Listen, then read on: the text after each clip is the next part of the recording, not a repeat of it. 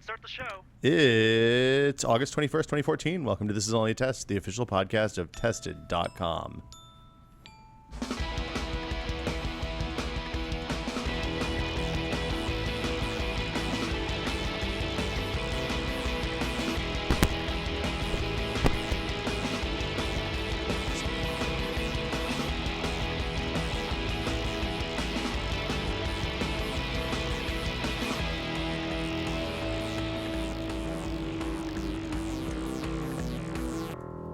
I'm Will Smith, returning. Norman Chan. Hello. You were running around like a madman just moments ago. Fixing cameras and shit. Framing. Joey's working at home today. Jeremy Williams. Hi. How are you doing, sir? I'm good, thanks. You have a delightful Phil's coffee sitting beside you. As always. It has a printout on the side, which is the most... We've talked about Phil's before. I've been testing the Order Ahead app, and it's delightful. How often, how many more times do you think you have to test it before you can certify that it works? I certified that the first time. Okay. It's perfect. I don't have to talk to a person. It's just one of those wonderful internet things. You feel like Mark Zuckerberg? It's great. You go, you put your order in. Yeah, I assume you can pick it from a list of favorites. On my phone, Yeah. I launch the app. I choose my last order, which is always this coffee. Okay. And I say order again, and that's it. And then it tells me when I can pick it up. I walk in the door. I just smile at somebody, and I take my coffee. Interesting. Have you ever thought about taking someone else's coffee? Yes, I often think, I wonder what happens if somebody takes mine. I mean, do you feel like just take potluck one day, walk in there on the list of prepared coffees and just grab one, see what they have? It must be a problem. Yeah, I would do that. But they're probably, used to it, and they just make you new coffee. You think they're cool? I don't have time for that, though. Okay. I hope no one does that. If that happened to you, would that break your relationship with Phil's? Maybe order ahead. Okay. Because if I was, I'd be there to monitor if I actually ordered in person. But Does Phil's do the thing with the fake names for sizes? You know, the Starbucks thing? Nope. The Grande Says and right the here, Venti and the... large. That's Nice. good. I like that. Is there anything bigger than large? Probably. Is there a secret small size? They wanna like make a money. Starbucks? Secret small size is the way to go at Starbucks. There's a bigger than Venti, at Starbucks. There's the Trenta. The bucket. Trent, I like Yeah. that. Yeah.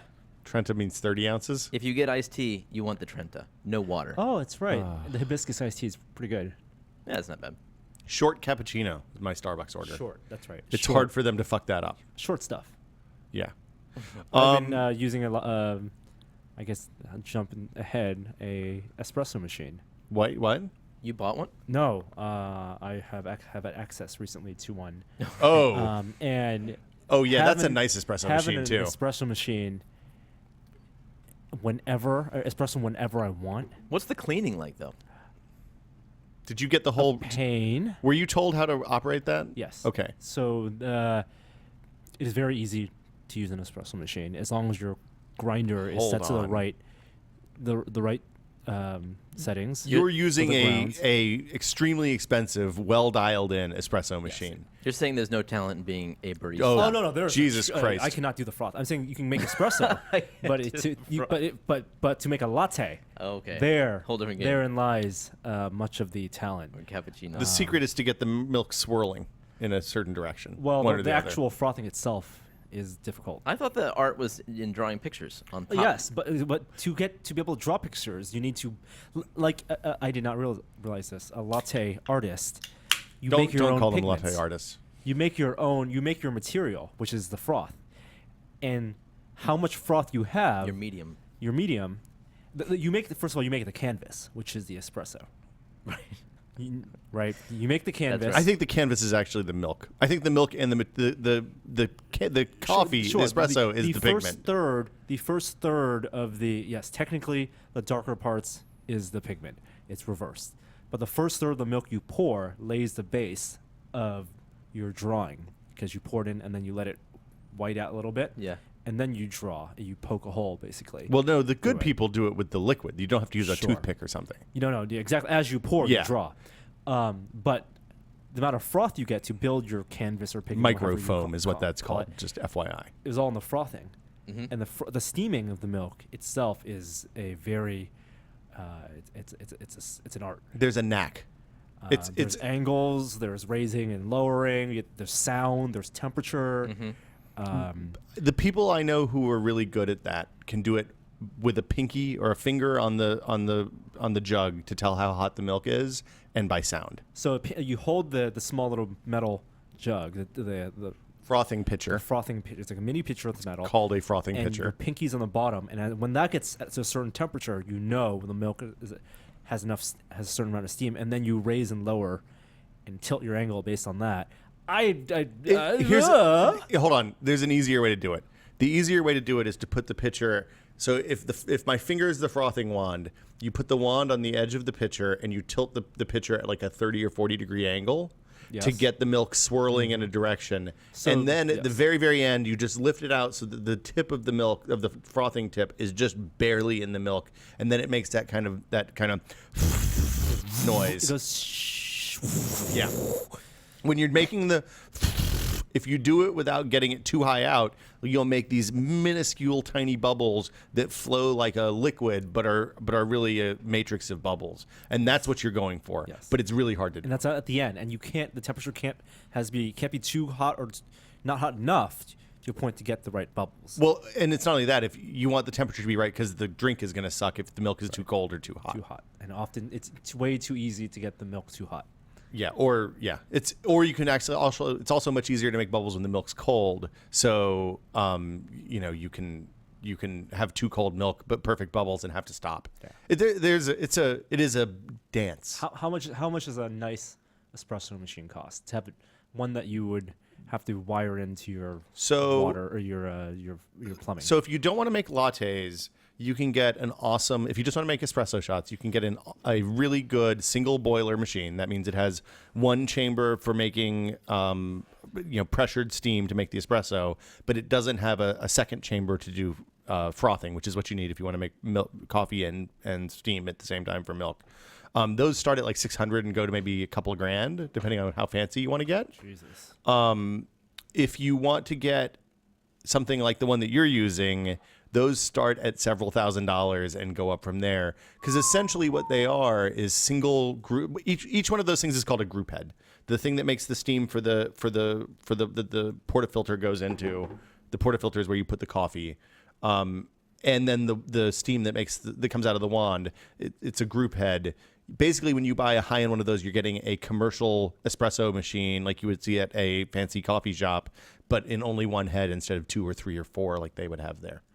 So like the best one on the market, the thing that you see in high-end restaurants if they do espresso and are serious about it is a La Marzocco GS3, which is I think $6,000 retail.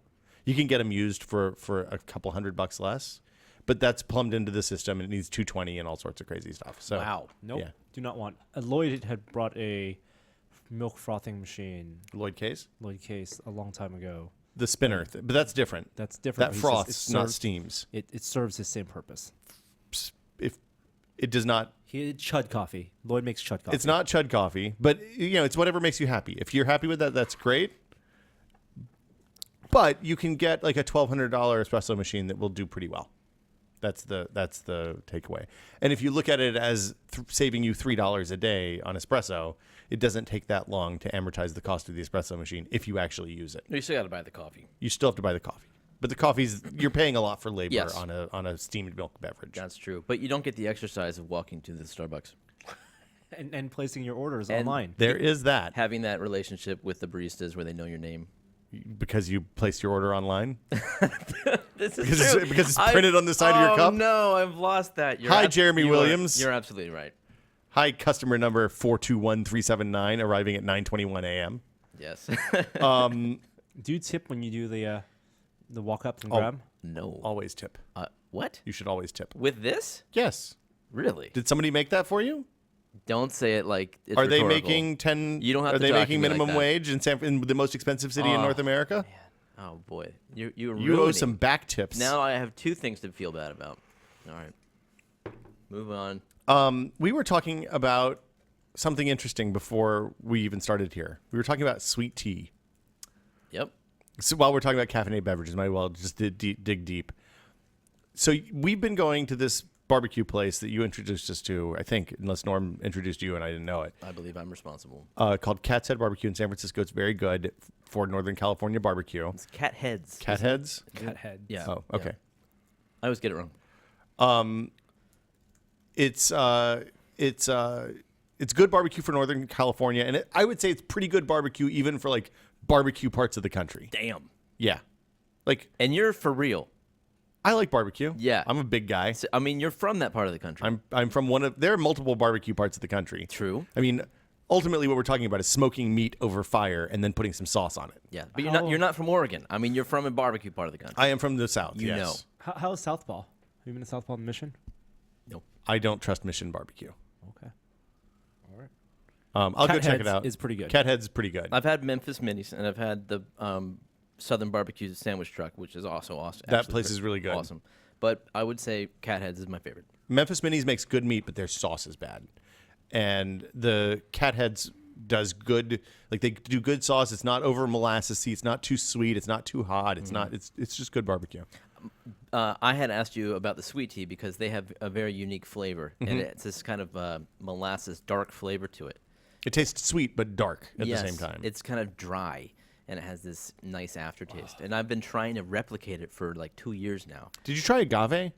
I have not tried agave. It's it's pretty bright. I have agave nectar. I don't usually like it that much. It's too sweet for me. It tastes like a dark, like a brown molassesy. It's not maple. I bet it's sorghum. Now this would be new. What I've is never even sorghum? heard of sorghum. I think sorghum is a it's a wheat byproduct. I think. I don't know. I'm gonna look it up. I'm interested. It's always one of those things that you see. Sorghum is a grain species. It's cultivated as part of. Wikipedia hasn't loaded yet. You make molasses from it. Sorghum molasses is a either less or more processed kind of molasses. it's a sugar though. It's a sweet. It's a sugar, thing? yeah, but it's going to be a more flavorful sweetener, I Okay. would think. A lot of times people use it actually in barbecue sauces and rubs, is why I thought it might make sense there. I will try it and get back to you. You don't like sweet tea.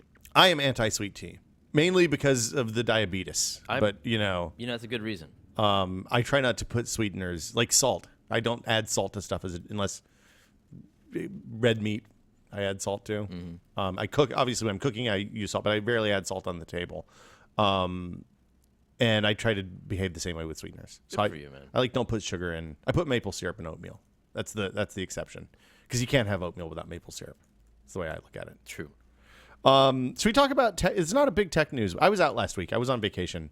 I went to a no internet part of the country, where at my parents' house in Virginia, we literally, like, my phone didn't work for 5-6 days straight. You're kidding. No, it was great. It was amazing. I mean, I had phone service, but I had 1G internet. Yeah. And 1G Verizon internet in the country, not so good. That hurts for a couple days, but then you get into it, right? That's the way it used to be for me pre the baby. But now I was just like, I just woke up and I was just hanging out with my kid all day, which was nice. So they have a little, like a 20-acre farm that they don't really raise stuff on, but neighbors raise stuff on it. Just like went out and ran around the fields and went exploring, and she saw lightning bugs. Very into lightning bugs. Yeah. Butterflies were a big hit. We made huge bubbles. Flew the Phantom. Good stuff. Wholesome all-American activities. True. Yeah, so it was good. But no internet whatsoever. So I have no idea what happened last week. Anything happened last week? Norm? Not a lot. Yeah. It seemed like a quiet week when I came back. We were going to talk about Oculus, but you were unavailable, Jeremy. So we'll talk about it later today. Oh yeah, last week, yeah. Ooh. Just jumping right into the tech news. The big thing seems like Microsoft's going to show Windows 9 on September 30th, which presumably means you'll be able to buy it this holiday. So this will be the good. No. I can't imagine they would show it in September and torpedo their 2014 PC sales before. Why? I mean, I almost think if you're showing it on September 30th, it has to be by the way, you can go download it now. But there's no beta. No, like for example, Windows 7 and Windows 8 introduced at CES in January. With the beta available that day. Yeah, so we'll see the beta, and I mean, they'll announce it. They don't have to say the beta is available. They'll announce it. They don't do CES anymore. So this is their get ahead of next year. Yeah, but if they release this and they get on the news, then people are going to be like, well, why would I buy a Windows 8 PC today? They can just announce the name. Just like for Windows 8, they did announce at All Things D. That's true. But that was that's earlier in the year. Like, we're September 30th, deep in the holiday buying season. no way that it gets announced and then goes on sale a week later. Well, if OEMs aren't ready for that. do they? You think I don't want to alarm you. I think Microsoft is a little less concerned about OEMs now than they were with the Windows 8 launch. Part of their sales. It is a big part of their sales, but do the OEMs have an alternative? Half a hard-boiled egg. No, not this year. Half a hard-boiled egg. Wow. Let me just ask you: are you guys curious to see what Windows 9 even is? Yeah. Yeah.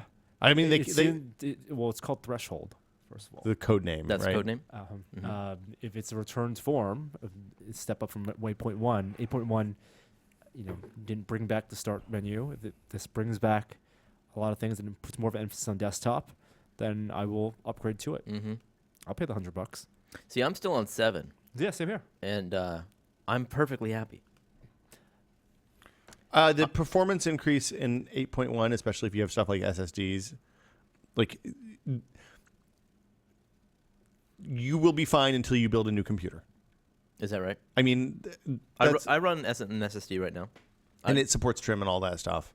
All I know is that when you look at the benchmarks on sites like Anantech and stuff like that for the different versions of the OS, the gap widens with every new release between 7 and 8 and 8.1. So here's what people are you're saying. losing some performance. I didn't know that. They're saying that Windows 9 will introduce a small start menu, which I think is good for your basic tasks like shutdown, restart, control panel, and stuff like that. It will remove the entire charms bar, swiping from the right. That's good. Which is fine and great.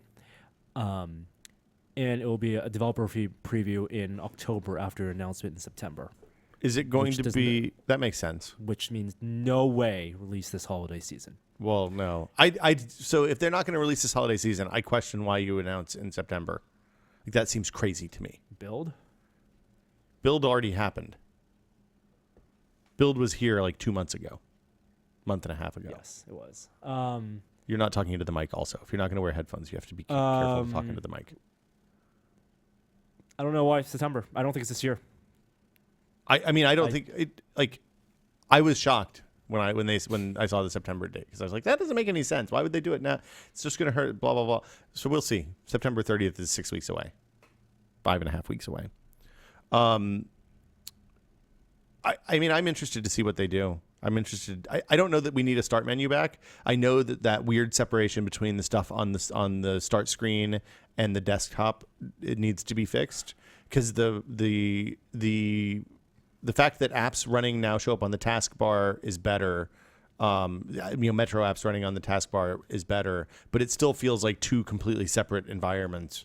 And sometimes if you click on the Wi-Fi signal thing, it takes you to a Metro app. Sometimes you go to a desktop app, and I'm still not sure why. And I'm pretty good at computers. Like, I've been doing this for a little while. I understand how stuff works, and it's inconsistent in a way that confuses me, which I have to imagine is terrifying to people who are less technically savvy.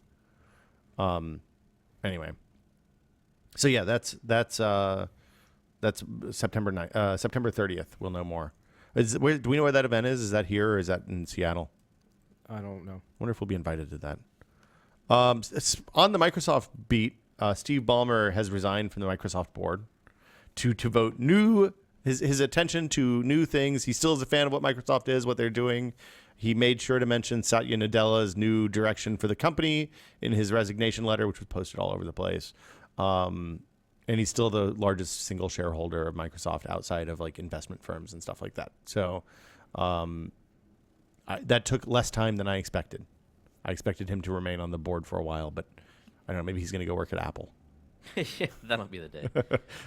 He also bought the Clippers. I think this happened. Did this happen before I was gone, or is this just we just didn't talk about it? The Los Angeles Clippers, a basketball team. Yes, he must have. It was last week. It was last week. He went to a pep rally press conference. So he bought it from the racist dude. The racist guy, which is good. Good. I mean, we like Ballmer. Ultimately, we've given Ballmer a lot of shit over the years, but he seems like a nice enough guy. Sure. He I think in another life he probably could have been a wrestling promoter. Mm-hmm. Like, he seems like a good hype man. And he had a speech at the press conference. So was this the announcement that he bought it? No, I think it was announced, and then this was like the Ballmer meet the fans and Got the it. team kind of public New thing. owner. Yeah, new owner hype meeting. So, I think he probably spent a little bit of time working on this speech. I think that this is probably his second greatest performance of all time. Oh boy. I'm going to play a little bit right now. And by the way, he walked on to an Eminem song, the one from 8 Mile, the "Lose Yourself, Gotta Hold It," that one. Okay. So here we go. I'm not going to play that so we don't get taken off YouTube. Do we have any Clipper fans here? I can't hear you! And Norm can't hear us either. Ballmer's loud. Dak forgot the most important cheer. We'll try it my way. I love Larry. I love.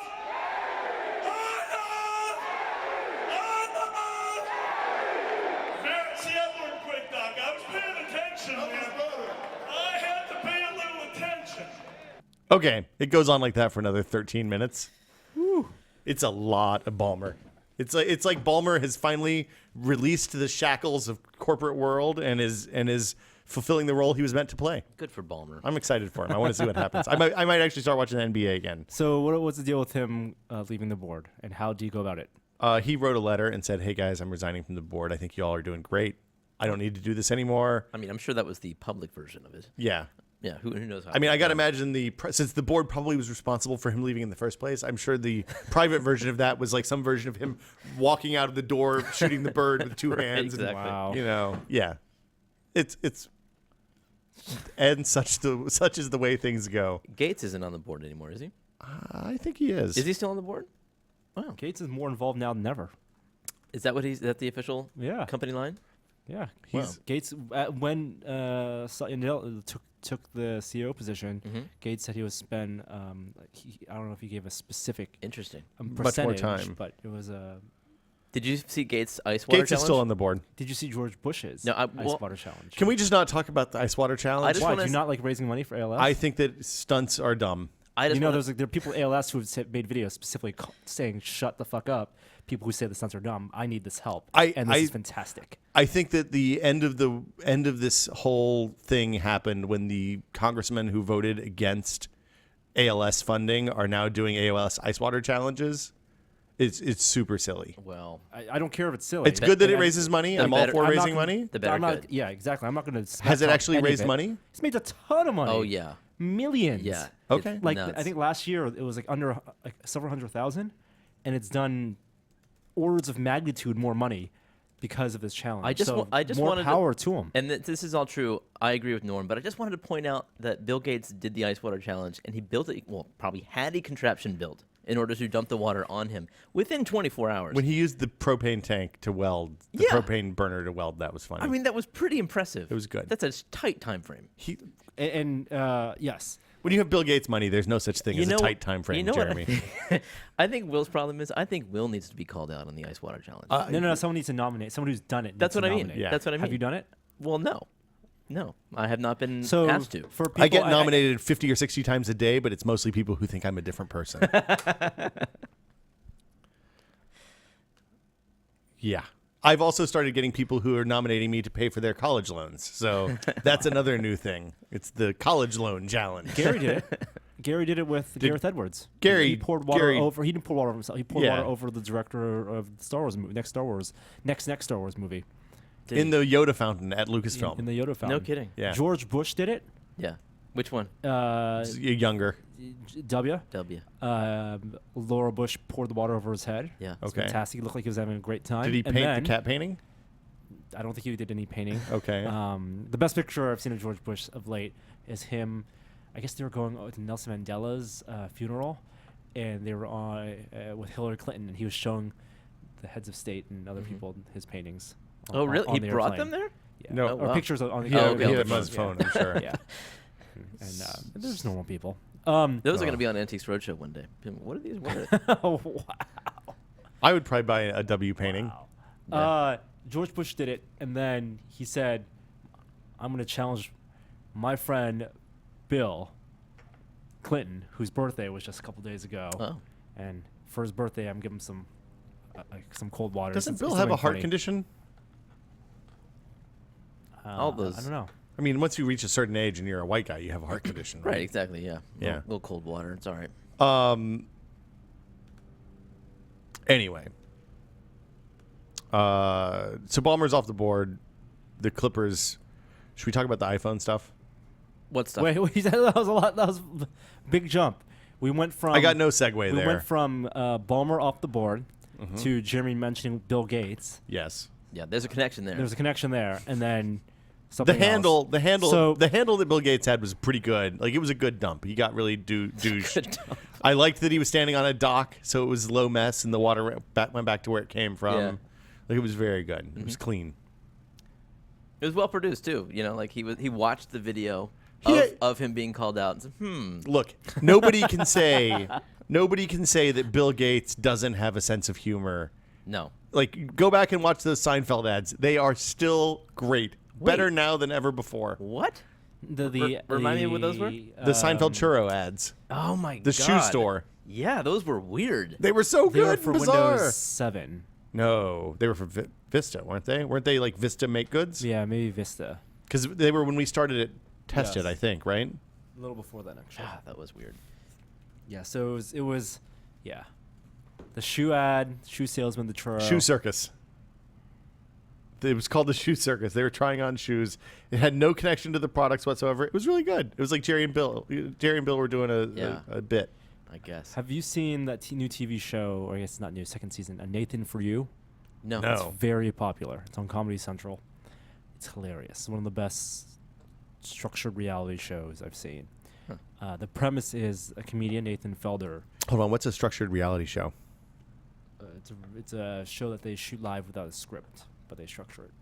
So they have Mythbusters is a structured reality show. So like reality shows. so like a Yeah. cooking contest show is a Kinda, structured yes. reality show, Yes, as opposed to like Big Brother. Real Housewives of. Yes. Okay. That would. I guess I think very that's also structured. scripted though, for what it's worth. Sure. I want to know about Nathan For You. Okay, Nathan For You. The premise of the show is the comedian Nathan Felder, who, an LA-based comedian who runs a business, runs a quote-unquote fake business, helping small businesses with weird business ideas. For example, a house cleaning service that normally takes, if it takes 2 cleaning people 2 hours, what happens if you shove 50 cleaning people in a house? Can you clean a house my God. in 5 minutes? And then there's a whole meta level commentary, and it got recently got picked up in the big mainstream media because one of the business ideas he had was in LA. He wanted to help a coffee shop get more business, and so, but the coffee shop, independent coffee shop, wasn't getting any business because there are lots of Starbucks around. So he decided, why not make this coffee shop just look like a Starbucks inside, completely like a Starbucks, including all the They drinks put and the stuff. signs and everything. So legally, he went to his lawyer and he wanted to say, can we do this and not get sued? And there was a whole bit where the lawyer said, you're going to get sued. And then and he goes, well, then you're going to be held accountable too, lawyer. Like, how so? He goes, well, you signed this release form. It also says I will be held accountable for it. And then there's a whole thing where the lawyer tried to steal the contract away. And I didn't sign that. And there's a video clip of him signing it. Anyway, the way he wasn't going to get sued is if it was an art installation. It's a parody. Oh. But you have to be an established artist. So he did a whole thing where he set up a fake art exhibit to show off his parody art to establish himself as a fake artist, a parody artist, Yeah. so that he could then legitimize his parody Starbucks. Yeah. Wow. And then he opened a parody Starbucks. So this popped up on like Boing Boing or Laughing Squid or something months ago, right? Is this Yes. this is and it just this aired is a that few weeks one? ago. Okay. Yes. And it's called Dumb Starbucks, and it's notable because it actually tests parody law. And it looks like the sign looked like it was drawn in crayon or something, right? Oh, it no, wasn't. it Was looks it a real straight up Starbucks like- sign?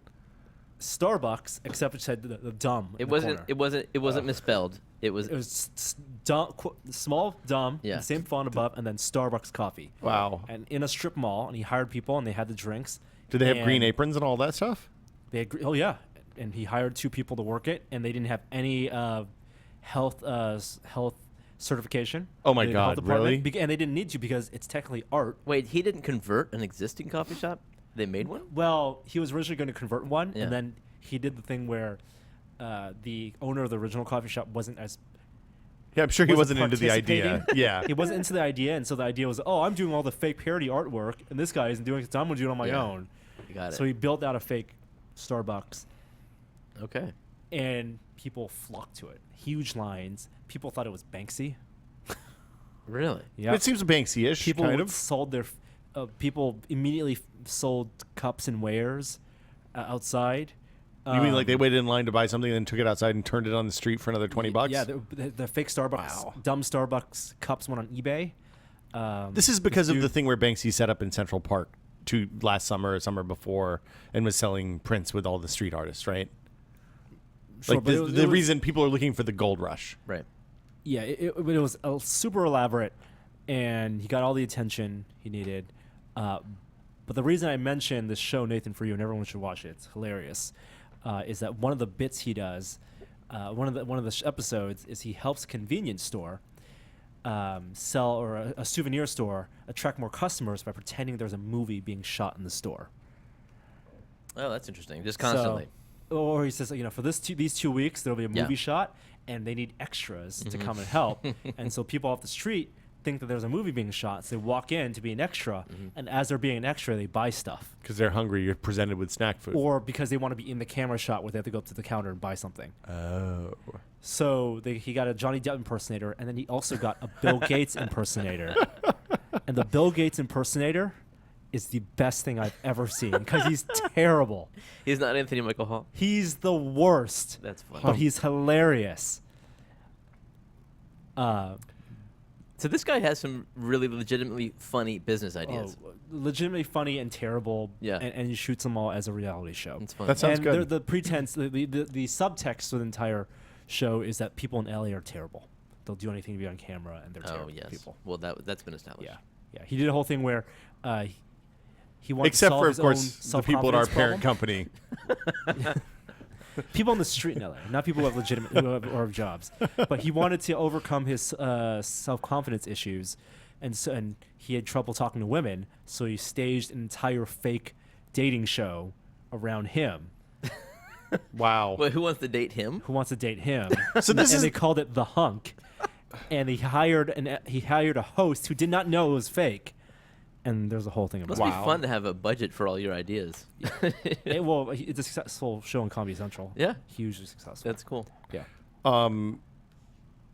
Jeremy, have you seen Going Deep with David Reese? That's weird. No, I used to work with David Reese, but Not different David Reese. no, I don't know what that is. It's just a show about taking something that you should know how to do and finding out all the intricacies and details of it, like swatting flies or digging holes or shaking hands. I watched it and I thought of you. Okay. You should watch it. Yeah, that sounds good. It's on the National Geographic Channel. I don't get the cable, but I could find it. It's on Hulu. Okay. I'm getting a call from Joey Formelli to help me fix the problems that we've already fixed. iPhones. It's on my iPhone. Where that are call they? came on my iPhone. Where are you, iPhone announcement? September 9th, Well, right? no. I mean, No? that's the rumor. You could get rumors about when the September. iPhone. How about we'll just say September? Well, we hope. It It hasn't been announced. It's almost if September. Apple did not announce a new iPhone in September, I agree with you. their stock would plummet. Well, I don't think they care. they I think they care. They absolutely care Well, they about ha- their they stock have to prices. care. They have to care in a one sense, but in Yeah. another sense, That's why they're doing all the You stock know, buybacks. yeah. I guess if their stock plummet, they just do more buybacks. they won't announce a phone until it's ready. Wow, think about that. But I'm just saying, it's pretty late here. Shouldn't we know for a fact that there's an iPhone announcement coming? Why didn't you remember back in the days of Jobs with the it would be secrecy? like 5 days before. Or is that right? Yeah. 5 days before. It used to be that the invites would go out less than a week before because I remember all the New York people always bitched about having to get last-minute plane tickets at like $600 That's each. since they've been doing it on their own campus, right? But they always did iPhone announcents on their own. Oh, have they always done that? No, Hold on. iPhone No, the announcements have first been one was Moscone. there was MacBooks are on their own campus. yeah. Yeah, I guess they can just do it whenever. But man, iPhone announcements are sometimes at Yerba Buena. Oh, Yerba Buena, that's what it is. Yeah. Not Moscone, Yerba Buena. That's Yeah, the first one I think was at Macworld though at Moscone West, wasn't the it? first one. 2007 was Macworld Moscone West. Yeah, And but that was in the January, subsequent which is two. a different thing. Yes. I don't know where the September ones are. We never. I guess they're at Yerba Buena too. 4.7 or 5.5, Jeremy. Pick it now. If they're the same resolution. well, 4.7, I would say. Yeah. Just go one step bigger. I don't want to, go 2 steps if I don't have to. Maybe I won't be happy with the extra big one, and I want to go back down. I'm gonna get one of each. The watch is confirmed basically You won't be alone.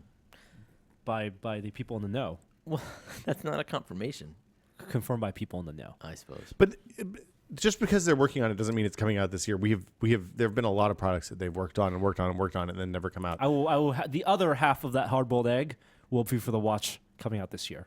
What about the Apple Television, Norm? That's not coming out this year. Well, we both wished, I believe, at the end of last year for at least one of these things to be Yes. released this year. We predicted anyway. I predicted both, so I'm about to be way wrong. I'm pretty happy with the Android Wear watch Since you turned off the screen all the time? since I turned off the screen. What do you mean? What do you mean? So- it used to be on all the time. It used to be on where it's an LCD watch. Yep. At least this one is an LCD.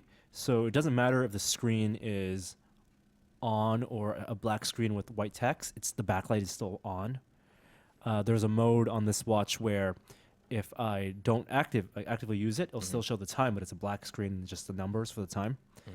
And that does not save you a lot of battery. If you were on an OLED screen, it would. If you were on an OLED screen, it would just light up those pixels. But on LCD, I mean, they can dim the backlight, but it's still actively using both the backlight and the LCD. So I turn that off, so I just have the watch turn off when I'm not using it, the screen turn off, and that has extended the battery life dramatically. To how long? 2 days. Oh, okay. To 2 days, but over from less than 1 day to over 2 days. Yeah, you need one day. I don't know. I don't think the Apple Watch needs to be better than this watch. The Apple smartwatch, whatever it is. I think it does. Why does it need to be better than this one? Because all they need to do, I think it needs better battery life. I mean, all it does is need to be yes. It needs to be good. Yeah. It needs to be good enough like to sell. those are a good set of features. If it was a better product, I would be okay with that. It doesn't need to be directly competing with this watch, the Android watch. Norm, All it does need to be good enough to convince you and you well, yeah, to buy one every 2 years. I'm easy. I've already got that. I have one for each wrist. But I want to know, assuming that if the next iPhone is not enough to persuade you to come back to Apple full time, is it possible? Could you imagine the iWatch having functionality or style in order to make you go back to iOS? I don't think style, but if the iWatch functionality, and obviously that would only, whatever it's called, iWear. Hold on, you're saying you'd switch back to iOS to get a watch? If the watch, I think the watch it's a huge selling point now, in terms of my daily use. Like I take this much less. I use this when I'm actively web browsing or emailing, but most of the input to the mobile is through this now. I imagine that will be the case for me too when I get one. Yeah, because I'm doing all my email filtering, which was most of my looking at my phone time, Right. through the wrist time checking, which we've gone full circle. Said you don't need to wear a watch because you can look at your phone. To you don't need to look at your phone because you can wear a watch. We've gone the full circle. That's funny. And all my Google queries, my basic queries, is all through the watch. How so? With the voice? With the voice. No kidding. All my basic instant information. How old is this person? How's the problem with that on iOS is that Google Now is great, Yes. and Siri blows. Well, Siri, I think it's better in can do more basic tasks. Oh yeah, send a But- text to blah blah blah. But even that stuff has gotten much. I think it's getting worse instead of better. No. Like I have had even on especially on iOS 8, Siri is shitty. I think for I mean, common that may tasks, change. I think that the voice recognition of Siri for doing things like send a specific text or set a specific reminder, that stuff Siri is better at. But in terms of the wide-ranging information that you can tap into, Yeah. Google Now does that better. I don't see Apple catching up to that, to the interconnectedness aspect of it. And my opinion is Google's going to eventually win the AI war because they're going to build the Star Trek computer first. But And the feedback loop is they're on the ramp for that. Like more Right.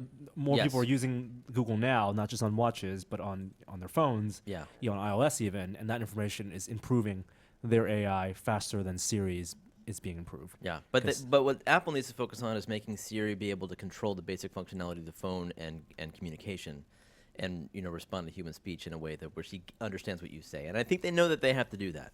And they're getting better. I mean, they've included like live dictation now with iOS 8, where like Google has always done. You can see it. You can see it being typed down. It's really slow on my stuff, though. I mean, that's probably just because it's beta, but Yeah, I haven't actually tried it. it's I have found it to be much less usable because the live dictation stuff is really laggy.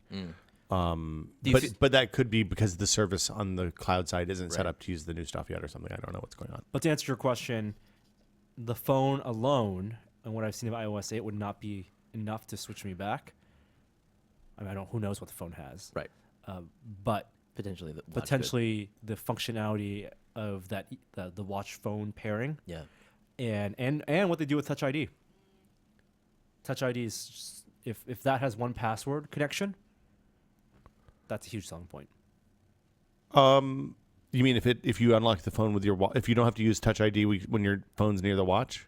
No. If just on the phone, if Touch ID taps in the one password and lets you fill in. They have announced that. They have announced that. Oh, the Exactly. one So password extension works with Touch? Yes. That's that works. awesome. So, I mean, I'm in. It's that whole new API where you can do third-party. But the apps have to support it, right? Integrations, It's not yeah, like it right. will integrate with everything that uses a password. Right. The app has to actively go and say, okay, we're going to support the one password extension. Yeah. That nobody's going to do that. I mean, very few people. web browsers, like if one password we can recognize, like on desktop. Well, so Safari will do that. Yeah. Will Chrome? Because all of a sudden Chrome is viable since they have JavaScript accelerated on iOS 8 now too. Yeah, I don't know if I go, that's the other thing. I don't know if I can go back to Safari. You trust Chrome me. is You don't want to go back to Safari. Yeah. I benchmarked iOS 8, Chrome, iOS 8, Safari right now. The JavaScript acceleration stuff isn't in Chrome on iOS 8 yet. Okay. But I assume it's just because Google hasn't released the updated version of the app with the new APIs yet. I don't know. About what? What they're gonna do. Yeah. I don't know. I don't think I want a 5-point-something-inch phone. No, I don't think I do either. What do you have now? You have an iPhone 5. I have an iPhone 5S. 5S, Yeah.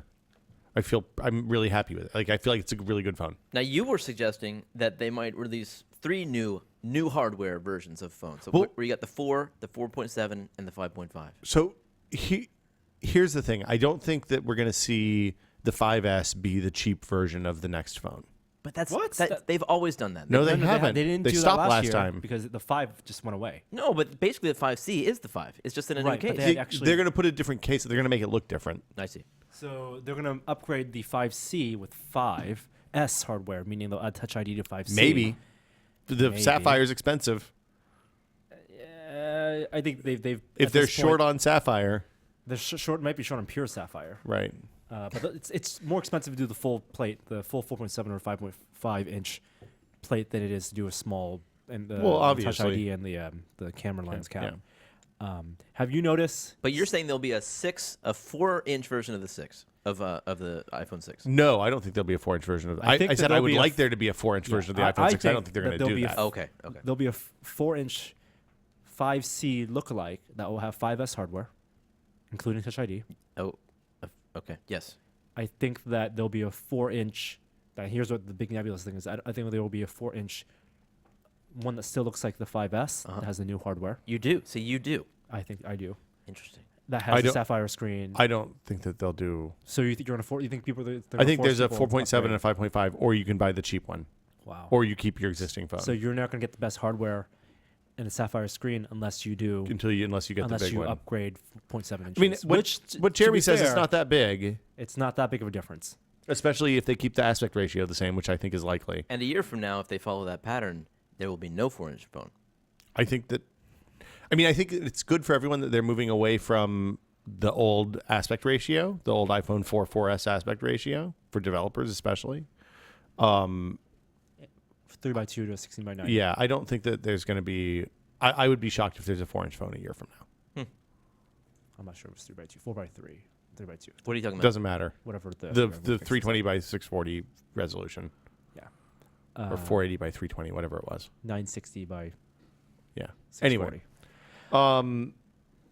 So that's September 9th, presumably. They haven't sent invites yet, as far as anybody can tell. 5.5 is really big. So secrets. You heard it here first. Secrets. Do you think we'll see anything else I mean, Norm thinks there's going to be a watch. There'll be a watch. Probably an that's Apple TV update. I think They're putting a lot of features in the Apple TV I think betas. that's plenty to announce. The Apple TV is supposed to one be event. like on sale and sold out. They're trying to empty the stock of it. Yeah, right now. and that's a big Christmas seller Well, why I not mean- save that for whatever they do iPad updates? because people give gifts at Christmas time. I mean, if they don't release an actual TV, if they released an Apple TV with storage and an app store, that would be huge. Yeah. But, do you think that there's iPad updates still this year? yeah, They usually do that in year. October, right? Yeah. Or late September. Yeah, why not pair the iPhone and Watch. watch That makes in one, sense.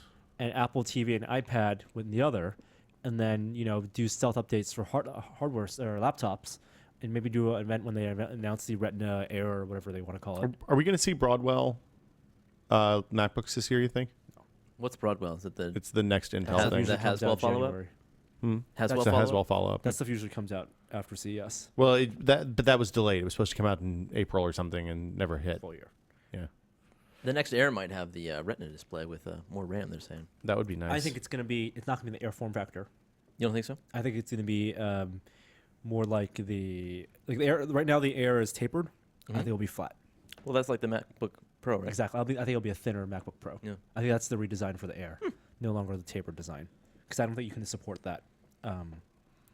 That need- battery. You need the space for the Oh, battery. right, yeah. Well, and honestly, the difference between the Air and the 13-inch MacBook Pro is like a half a pound or a quarter of a pound or something. It's pretty 13 Air to inconsequential. 13-inch Air and yeah. The Like if I were buying a new laptop today, I would probably buy the 13-inch Retina instead of the 13-inch MacBook Yes. MacBook Air. I wouldn't be surprised if they get rid of the Air because they've already dropped the price on the Pro, and the price difference is not that big. Well, the 11-inch Air is still a viable no, the product. 11-inch. You're right. No, that's a good point.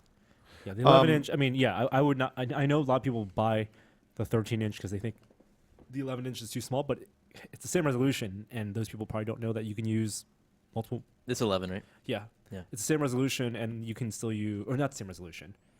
The 13 is 13 is 1440 by 900. but you can use multiple desktops. There was an interesting story about iMessage spam. Do you guys get do you get iMessage spam, Jeremy? I've only gotten 2 or 3 on my phone. I can't complain. I don't know why it happens though. So apparently, someone has taken over iMessage, has written either a third-party client or they just have Macs where people are typing in iMessages as fast as they can in parts of the world where that's a viable thing to do. Yeah. And 30% of mobile spam is being sent through iMessage now. No kidding. So that sucks. I occasionally get things that are about like designer handbags and watches and stuff like that, but it's almost always from an iMessage account that it's a Hotmail address, or sometimes it's just from AIM. But most of the time, Where do the links take you when you click the handbag I have links? not clicked the handbag links to find out. They're always short URLs, and they always are like tiny URL or somebody that doesn't do spam filtering. Oh wait, so if I use a short URL, which one should I use? I think Bitly is the preferred because they do malware. They don't redirect you to sites that have malware or bad things. Good to know. Yeah.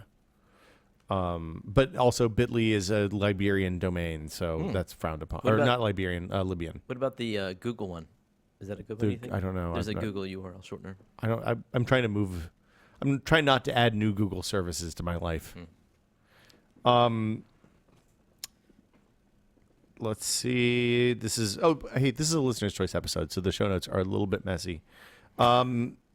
People are asking about CDs as long-term storage. Do you remember when CDs came out, Jeremy? Yeah, man, they're so shiny and rainbows And and, do you small, convenient. Do you remember when you could write them yourself for the first time, like mid-90s? Discs cost $4, $5, $10 each. I do. Plus RW or that was minus? that was going to be RW? the No, that's DVD. Yes. CDs are just all RW Wait. or R. There was a plus and a minus. Nope, for not for CD. CDs. Not for CDs. It was -R, write once, or -RW, There were 2 formats of rewritable. CDs though. No. There were Oh, not- there was constant angular velocity and constant linear velocity on CDs, but that wasn't it was transparent to the user. What are you saying, Norm? I thought there were 2 different types of CDs that you could buy. Rewritable and rewritable. Yeah, Yeah. it's just R's and RWs. Yeah. Yeah. You're talking about the dual layer DVDs? I'm thinking of DVD plus and minus. Oh no, that was different. I do remember, and it was Which now is also that was obsolete. the death of the music industry at the time. That's what everyone said. Well, if you remember, like I think the first CD rewriter I got so I could burn restore discs for people, because I was doing like freelance IT work for small businesses at the time when I was in college, and I bought a burner so that I could put restore images of computers that I built for people on their, I could give them to them so they could just go back and have all their stuff pre-installed. Sure. Do you remember when the first person in your school gave someone a CD mixtape and how baller that was? Well, I was in college. That was pretty baller. Were you that person, Norm? No, I wasn't. Oh, okay. They were like $10. Wow. I mean, Damn. They made a CD mixtape. Well, but if you think about it, early on, like I remember burnable CDs cost me $10 when I started buying them each.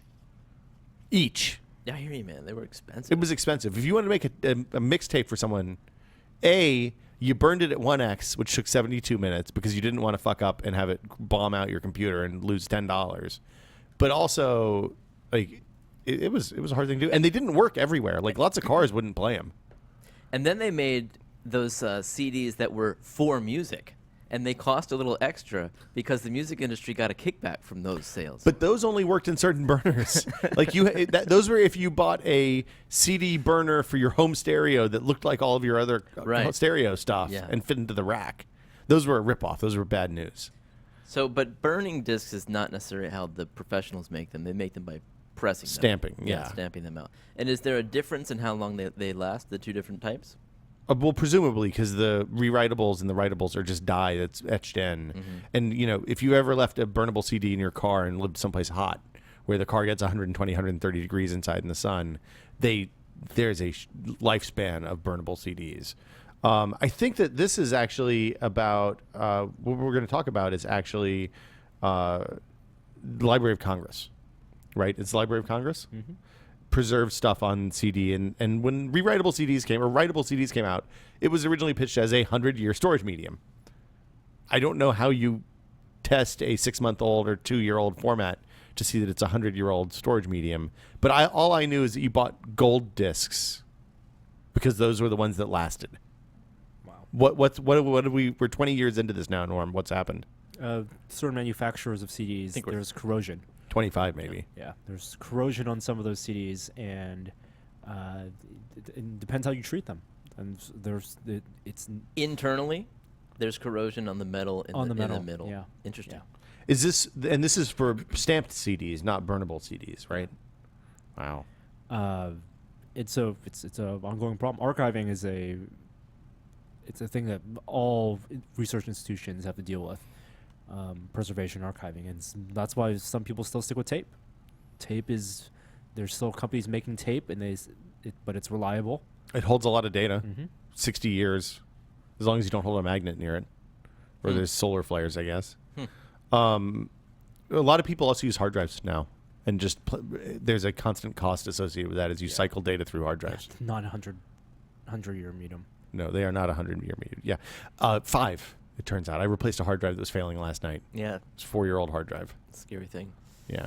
Do you bother with the warranty at that point?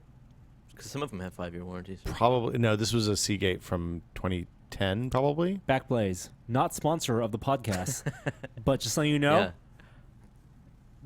felt the amount of just like relief you feel. Did you end up using them? Oh yeah. Oh, it took me 30 days to back up everything. Yeah. But after that, just not having that feeling in the back of your head that all your shit could disappear in an instant.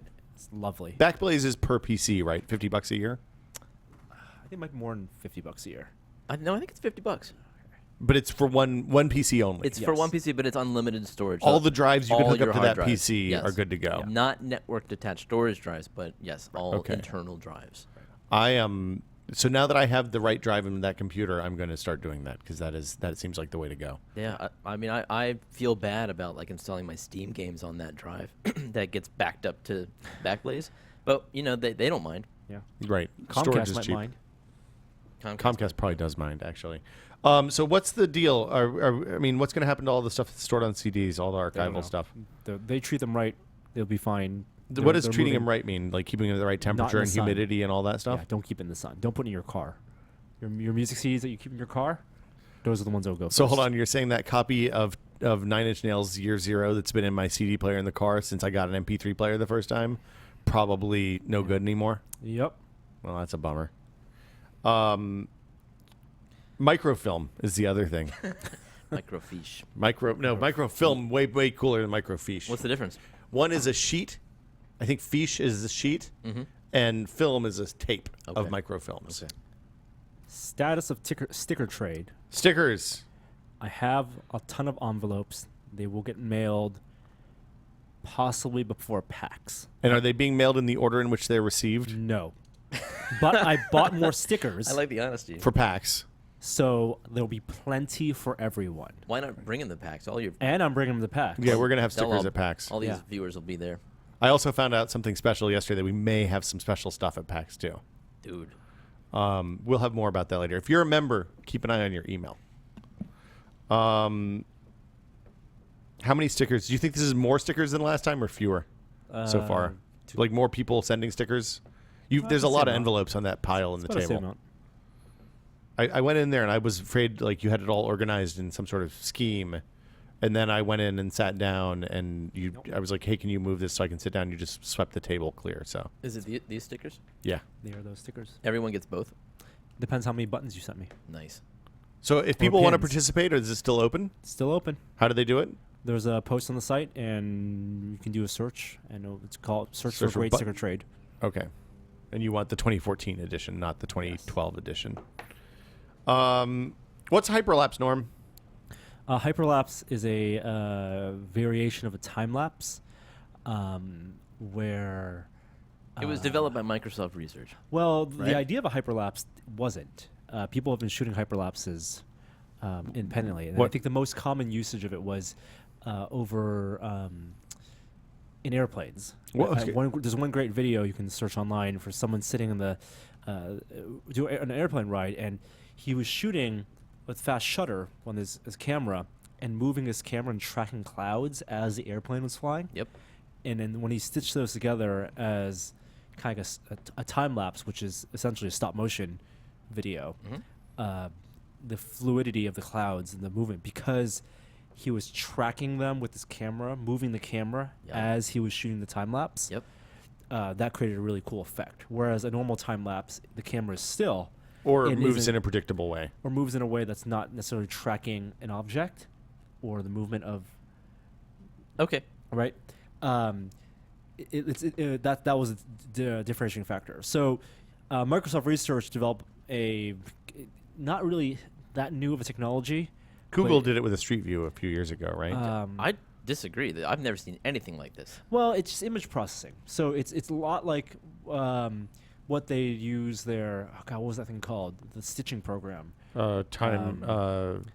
Photosynth. Photosynth. It was a lot like Photosynth. Yeah. Where Photosynth was taking a ton of different photos, analyzing where they overlapped, and then creating a 3D space out of it.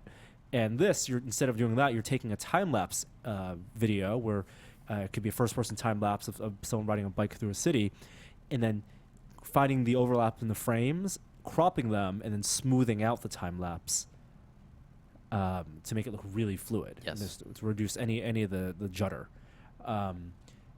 And the results look fantastic, at least the demos. It that looks they to showed. me like they're like normally what you do when you want to smooth out camera shake is you zoom in on the image, and then software will find out what the rotation is of each consecutive frame and then rotate the image so that it counteracts that camera shake. But you end up losing a lot of image resolution because you've had to zoom in on the middle of the image. Yes. But with what somehow they've managed to do is what looks to be some sort of interpolation where they see enough of the scene throughout time that they can interpolate what data should be there. And they can pull from the other frames. They can pull from the other frames, and I think they do what Photoshop maybe does with some of their stuff, which is they look at content-aware. the content-aware stuff, what's surrounding, because there's no zoom with their thing, and there's definitely information that It's being lost. is being lost that they're recreating. Yeah. And so it's cool, like you'll get this very smooth motion as if like on a Steadicam through space, but a lot of the details, like the people and specific rocks, they'll sort of appear and disappear like ghosts. So it's a weird time disconnect between the overall scene and the actual details within the photo. There's a Street View. There's a tool that lets you do this with Street View. So you can do your fake. You can make a fake hyperlapse with Street View, but since they have 360-degree cameras, I'm generating one right now of the Golden Gate Bridge and looking at Alcatraz. If you search for Google Street View hyperlapse, we'll link it on the site later. But it's a WebGL demo. It's very cool. My favorite was the rock climbing one because you've never really seen a Steadicam rock climb before. Like the guy's climbing up and he has a head-mounted camera or something? Yeah. And in the actual footage, he's looking all over the place. So there's no way to do like a even every 10th frame smooth out of that thing. So there's some really interesting software going on where the camera does move smoothly through and avoids all that looking around and jerkiness. This is a Microsoft research thing? Yeah. So it seems like they're using the photosynth stuff to generate a sphere of content. Maybe so, yeah. And then doing the hyperlapse inside that as it Moving through moves. Yeah. It's very Now cool. imagine that was built into a Windows Phone as a feature. I think I'm okay. I'm cool. Of course you're okay. Imagine it was built into an iPhone. I mean, I'm still okay. it's so stylish. It seems like it would be good for music video or some artistic use, but as for regular people using it, I don't see it. It seems like something you could do with the quad, though. Like use a quad as the camera. Because the movement's a little bit difficult to predict. Well, but if you have the 3-axis gimbal, it's almost like you've got that in hardware already. I guess that's true.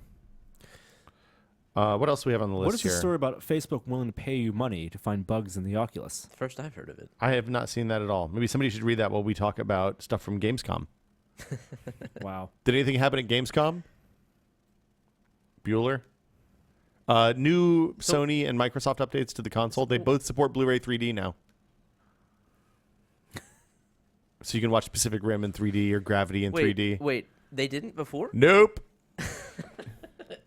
They both didn't before? I'm going to go ahead and tell you the saddest moment of the early part of the year was when Gina and my daughter were away, and Pacific Rim, which I bought in 3D, I like that movie so fucking much, came, and I was like, I'm going to sit here in my pajamas. I made a big bowl of popcorn. I got a 6-pack of beer. I'm going to watch some Pacific Rim, watch the giant robots punch the shit out of giant monsters in 3D. Yeah. And then I put in the disc, and it was like, the Xbox One was like, this player does not support Blu-ray 3D. It's like, well, that fucking sucks. Well, let's go to the PlayStation. It won't bone me.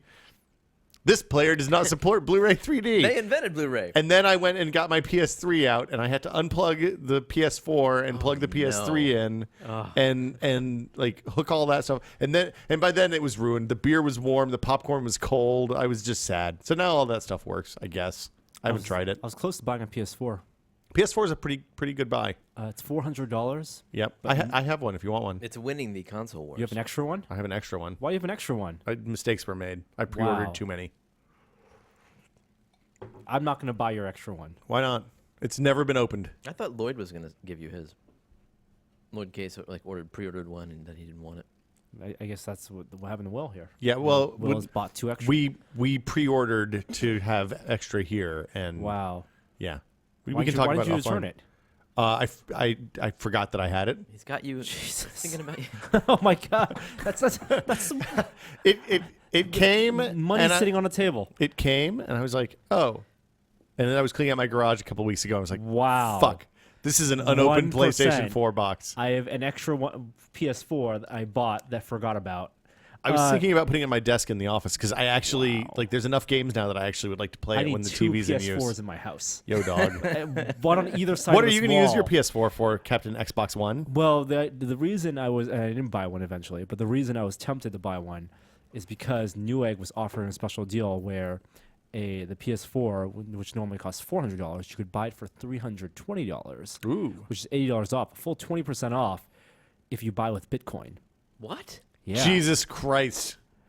Now, Bitcoin had plummeted in the past week and a half from the stable $600 it was at, which is the price I purchased the Bitcoin for, to now $500, I believe. Let me see. At the Bitcoin report 2014, it's at 528 right now, 530. So it's plummeted $70. So that kind of negates the benefit of this.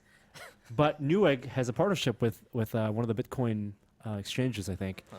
And so they accept purchases with Bitcoin. It might be the way I actually get rid of this Bitcoin is through Newegg, but now is the worst time to do it because of the low exchange rate. Well, that's why they're doing it now, right? You say that, but what if it goes lower? You're going to wish you had. That's true. That's true.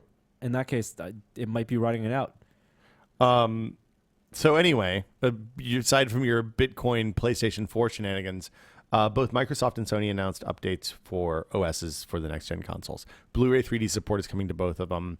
The Xbox is adding DLNA, and they'll also let you stream. This is kind of cool if you don't have a cable box or a TiVo. They'll let you stream TV through the HDMI port from the Xbox to your smart glass, even while you're playing a game. So that finally is a compelling reason to have your cable box plugged into your Xbox. Finally. Yeah. But it still won't do DVR. They have a TV tuner in the EU that uses the EU spectrums. That is a USB device that you plug in that will let you do kind of light DR, like pause and rewind and stuff like that. I don't think it lets you schedule recordings and stuff like that. Yeah. And that's not coming to the US as far as we know right now. The PlayStation 4 update includes SharePlay, which lets you play couch co-op games across the internet with people. So if we wanted to play Towerfall or Spelunky, which I don't think is actually out on PS4, or Samurai Gun, The pixel junk games. like couch games that you typically sit with 4 people on the couch and play against each other, all in the same room. Is this does the game have to support it? No, this will work with everything. That's neat. Presumably that's out there. And the neat thing is, only one person has to own the game. What? So if I have Towerfall Ascension and I invite you guys to come play with me, we can all share play our couch co-op, or our couch game experience. How long does that? Is it done by video? Is it? I have no idea. Like, I wonder that. Yeah, it must be, because you can't send that kind of data over. I bet it uses their streaming service. Actually, no, it can't. They have to be sending video. It has to be using the same stuff like Twitch. The Gaikai stuff. So no. Because if you think about it, the Gaikai stuff, if it's one person's game running, Yeah. Isn't that game acting as a server for Gaikai? I sort of? assume that you're sending a stream out your connection. That's what I mean, yeah. That goes directly to the other people that are playing with you. Yeah. So Yeah. it's like that, but not on the cloud side. It's just local. Yeah, you're kind the of. cloud. You're the cloud. Yeah. Be the cloud. I'm interested in that. The thing that worries me is that the latency. Yeah, it's no good. Like Towerfall Ascension is a super Twitch game, and I can't imagine that you're going to have a good experience. Let's test it. I absolutely. You have a PS4, right? Yeah. Well, as soon as it's out, we'll do it. Okay. We can. I bet we can't stream it at the same time. Stream it. Oh, live? I bet we can't Twitch it. I've never done that. Oh, it's nice. It's a good experience. Diablo 4 is out for PS4 and Xbox One now as well. I don't even know how I feel about that. Diablo 3. Diablo 3. Yeah, that would. Did I say 4? That'd be big. Wow, Diablo 4. I think that's the big thing. There's dedicated app streaming support for YouTube, or at least upload support. I don't know if you can broadcast. It looks like you can share with YouTube and then post videos directly to YouTube, which is good. And like I said, Blu-ray 3D support, huge deal. I think DLNA coming back to the Xbox One is a really interesting feature too. DLNA is the in-home streaming stuff, and lets you use that as more of an endpoint for like video streaming. It's supporting a ton more formats than the Xbox 360 did, including pirate formats like the MKV. So It acts as a client, so I can stream to it. yeah, so if you have like a media server software running on a server or a NAS box or something like Or that, even my phone. or even your phone, Yeah. I don't know if it works with Miracast. It depends on what you're streaming. Okay. It's not going to be like Apple AirPlay, but presumably, if you have a machine running Windows or Mac or Linux that can stream DLNA, that has a DLNA server, which is our easy and free software to use now, Yeah. you can blast it out. I think even Plex runs a DLNA server if you set it up right. I'm not sure about that. Neat. What's up with the Oculus Bug Bounty? Yeah, what is that? Facebook has and always has. They've had a bug bounty for a long bug bounty time. where they pay developers to find bugs, and that might extend to Oculus, including the hardware. Oh, interesting. You could send a bug in, Jeremy. It just doesn't work. Doesn't work for you. Oh no. Well, it's not that. I think that there's just some performance issues with Now's a good time to talk about it. they're figuring things out. The Oculus? Should we just say that for what we're testing? Or are we just going to go all over the place? Okay, we'll save it for what we're testing. Okay. New USB plug. The certified? 3. So there's no more USB superposition. What is that? The USB superposition states that I don't have a USB plug that I can show. There's still USB superposition. Really? You've heard of the superposition? It's a quantum mechanics thing. The idea is that when you plug in when you try to plug a USB 1 or 2 plug into a computer, the flat one that only goes in one way, Yeah. it is only the first time you try to plug it in, always wrong. It's never right. You can never plug it in right the first time. You always Yes. have to flip it at least once Yes. to determine its state. And at least once, meaning typically you plug it in, does not fit. Yeah. Flip it around, doesn't Yeah. fit. And you were flip right. it You were right the first time. And but you were flip right it the around first again. time. Well, why didn't it fit? Why didn't it fit? This is the USB superposition, but the new connector is going to be unflippable, Thank God. right? You mean it is flippable? Well, the, new, it's the new connector, which the USB implementers forum announced and that they've finalized design for, is for USB 3, and it is for the small plug that plugs into phones. oh It is crap! It's their not the version- PC side. It's not the PC side. It is for their version of Lightning. It will, It's a new connector. it's a new connector, new physical connector, and it will be reversible, and it will take the place of the terrible B1 mini one that the USB 3 currently uses, which is the two pronged one almost. It's like two pieces. Man, I went from being really excited to super sad, like in one So- fell swoop. Apple's though is rumored to be developing a new USB plug that plugs into the PC side To fix the superposition to problem. fix that problem and make that reversible. That would require a new port. Not necessarily. Is that true? So if they design the plug such that the material is thin enough but still sturdy enough, then it can actually If it has a plug little bit in- of flex to it, it should just work, right? plug in both ways if there are prongs on both sides. wow. Some people say that there are some third-party USB plugs that already do this. I haven't tested any of those, I've never seen that. but you can. Some people say that. I mean, you can find People online. say. Ars Technica and commenters have said that you can go and find on like overseas sites Yeah. people who've made these plugs that theoretically do that. reverse. So it's not out of the question that this is something that Apple's developing. But That's that still a rumor. That needs to be both on the hardware and the software side, because if it's reversible, some of the pins are going to be reversed on the other side, unless it's wired the right way on both sides. I would think they'd just wire it right. I guess that makes sense. Yeah. 2-layer PCB, right? I would love to get rid of the USB superposition. Yeah. Now that I know what it's called, I would too. Yeah. It's a real problem.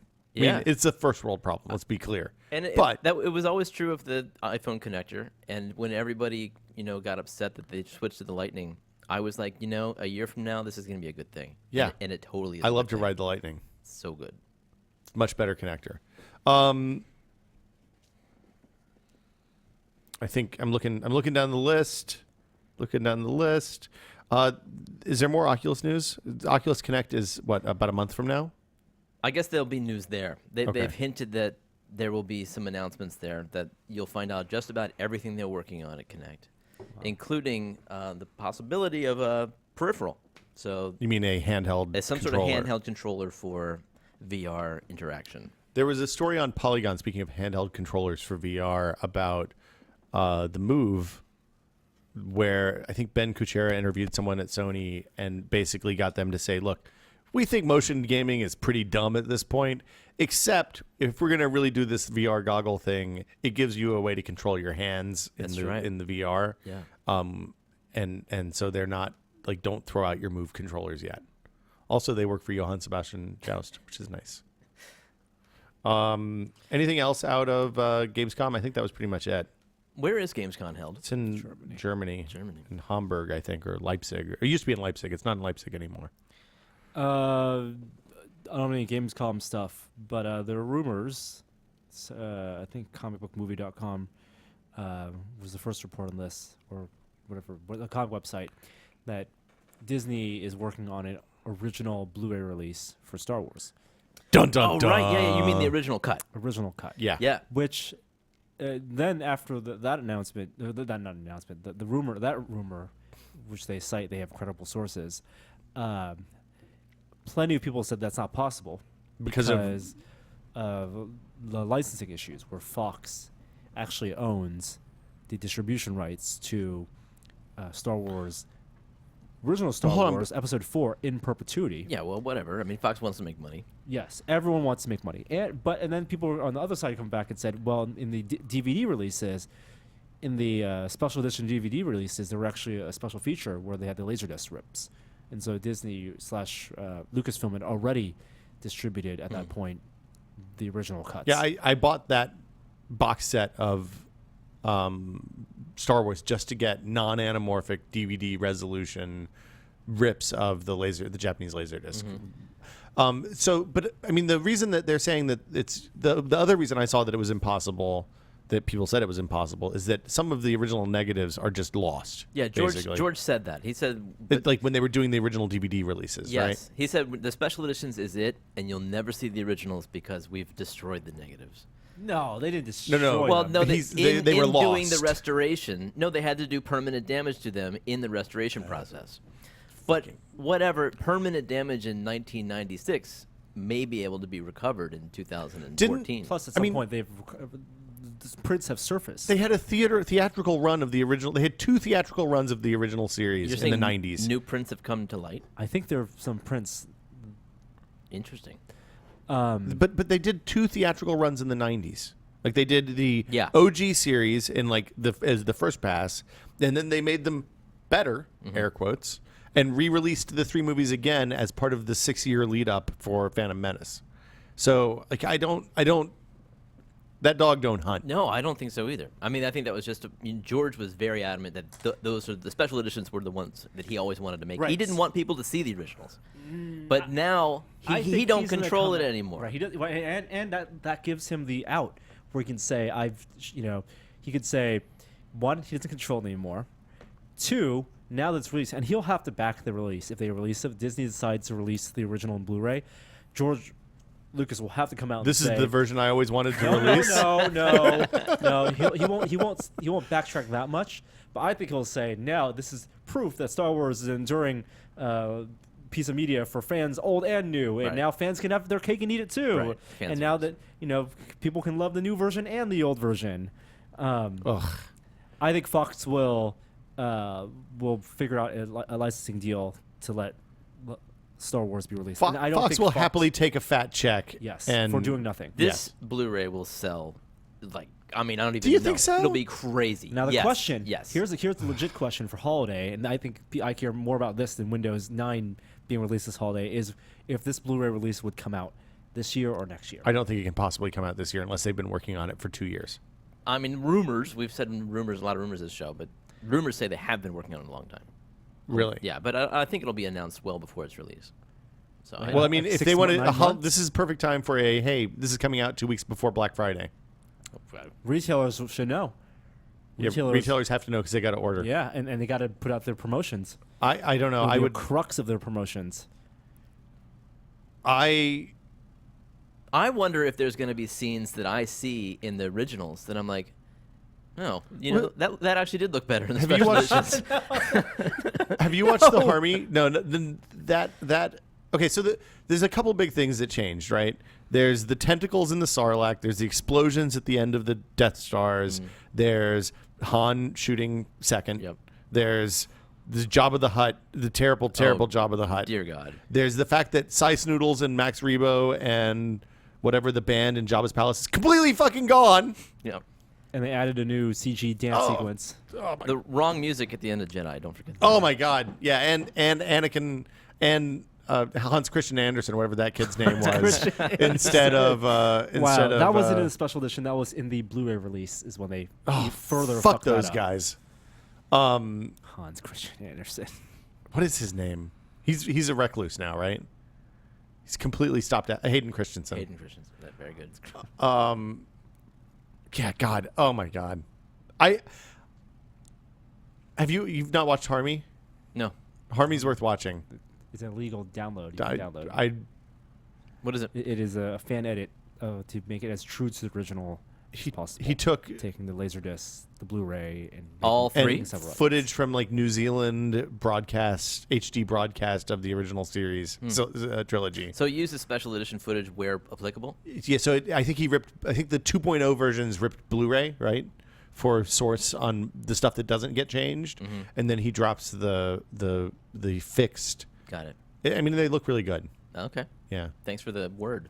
Yeah, they're kind of hard to get, and they're also illegal probably to get. But I mean, and when I say probably, I mean 100% absolutely. But I'm not a lawyer. I'm not a lawyer. This is not a lawyer podcast.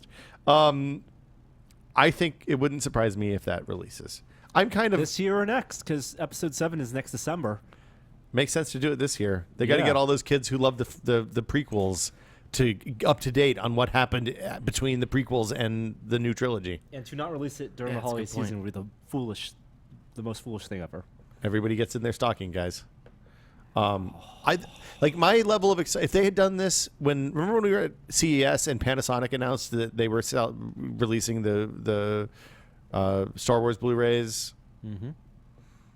I was very excited then. That was my peak of Star Wars related excitement until they announced that J.J. Abrams was on board. They have to do the Blu-ray release this year, so that next year they do the 4K release. No, they wait until there's enough installed base to do 4K release. That's next winter. Do you think There's not gonna be they're that going to many do physical no. medium for 4K? No, I think just be digital. you gotta buy the distribution box. What's Omote? Did somebody put that on, or is that a Omote is the video, the art project, the Japanese art project with face tracking and projection mapping. Oh, Right. So we've seen people project projection mapping onto buildings, where they turn the building into like a transforming shape, where the windows open and close, and Or Blade Runner. right. But this is kind of different because it's the same thing projected onto a slightly moving human face. When you say slightly moving, it's actually like head turning, not like walking down the street. Slowly, though. Yes, Yeah. sitting down and moving. So 2 things required. One is face tracking dots on a person's face, and also a specific type of paint on their face, where you can still see the details of their face, but it's more conducive to reflecting back the projection. so is it like a paint with pigment, in it, like a reflective pigment in like it or slightly something? reflective pigment. Okay. Kind of like as you imagine the Castellar, but for but in paint So like form. license plate material. But in paint form. Okay. And then projection mapping on that.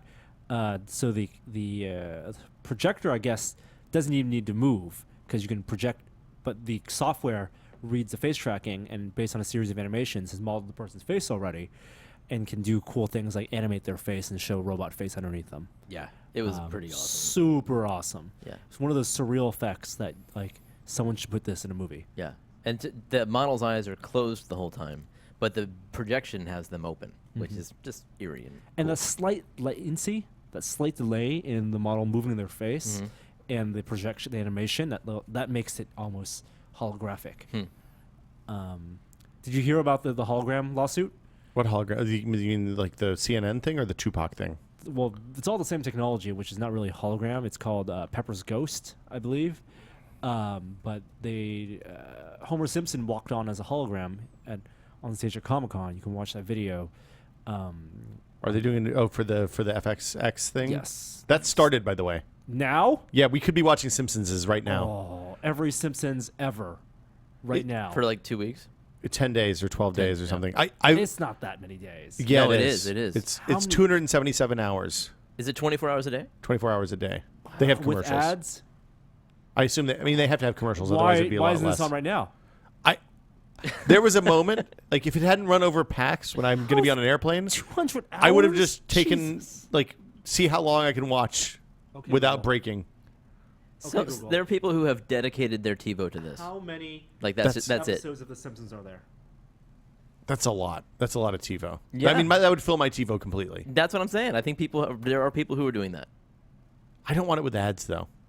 Well, And there's going to be a streaming service as soon as this is done. It's to promote the streaming service. Yeah. right. Um, No, that's a good point. I still think there are Simpsons fans who are doing it though. Yeah. Oh, yeah. It's just like certain hours. Like we know that between Saturday and Sunday are the best seasons, so we're only gonna record those episodes. Hold on. So you're not recording season 3? When is season 3 now? Season Tomorrow? 3 is probably the third day, I would guess, because it's probably 20. It's 25 episodes a season, more or less. Well, So the first season is 13 episodes, and then it's 20-ish episodes a season. So you figure 10 hours per season. Season 3 starts tomorrow afternoon, probably. Second day. He's done the math. Season 3, best season of TV of all time, I think. Bold words. How do we get? Oh, holographic Homer talked to Matt Groening at Comic-Con using holographic technology that someone claims they own the patent to. Now, really, holographic Did they? projection technology, holographic illusion technology. So that was pre-canned, right? The part where Homer Yes. came out was all animated in advance. Yes. and graining was just talking on a script. Yes. Okay. Exactly. The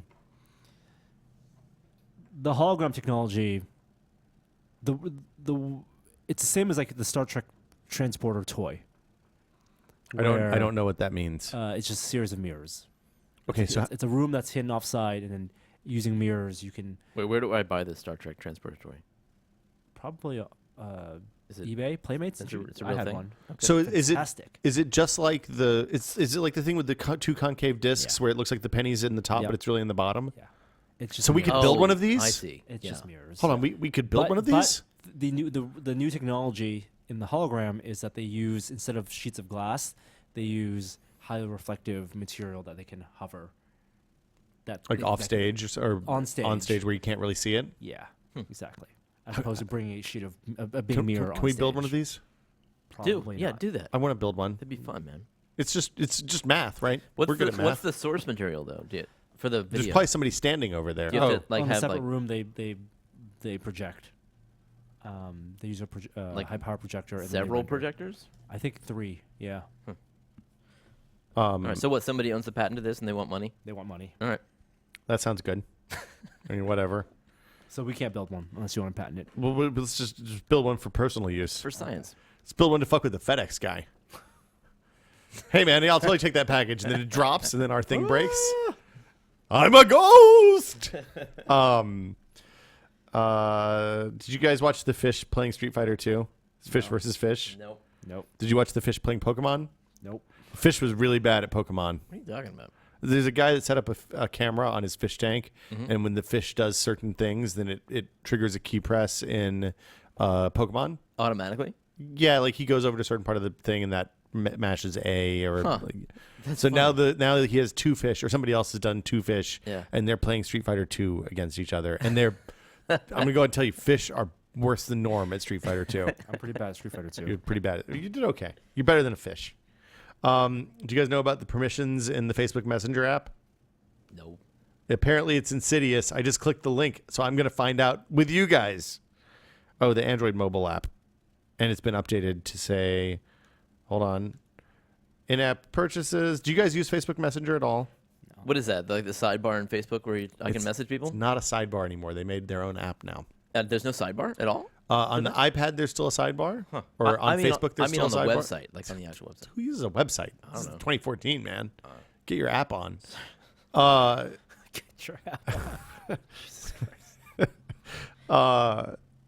It's on iOS. A couple weeks ago, they started. If you wanted to send a Facebook message to someone or respond to a Facebook message, you had to download a standalone Facebook Messenger app, which you can launch from inside the normal Facebook app and go back to the normal Facebook app from in. But it stands out by itself, and you get push notifications for it separately than the normal Facebook app. It's another layer of annoyance that I probably didn't need in my life. Yeah. But I do like being able to have Facebook message notifications on and Facebook notifications off, which is something that you can do now that you couldn't do before.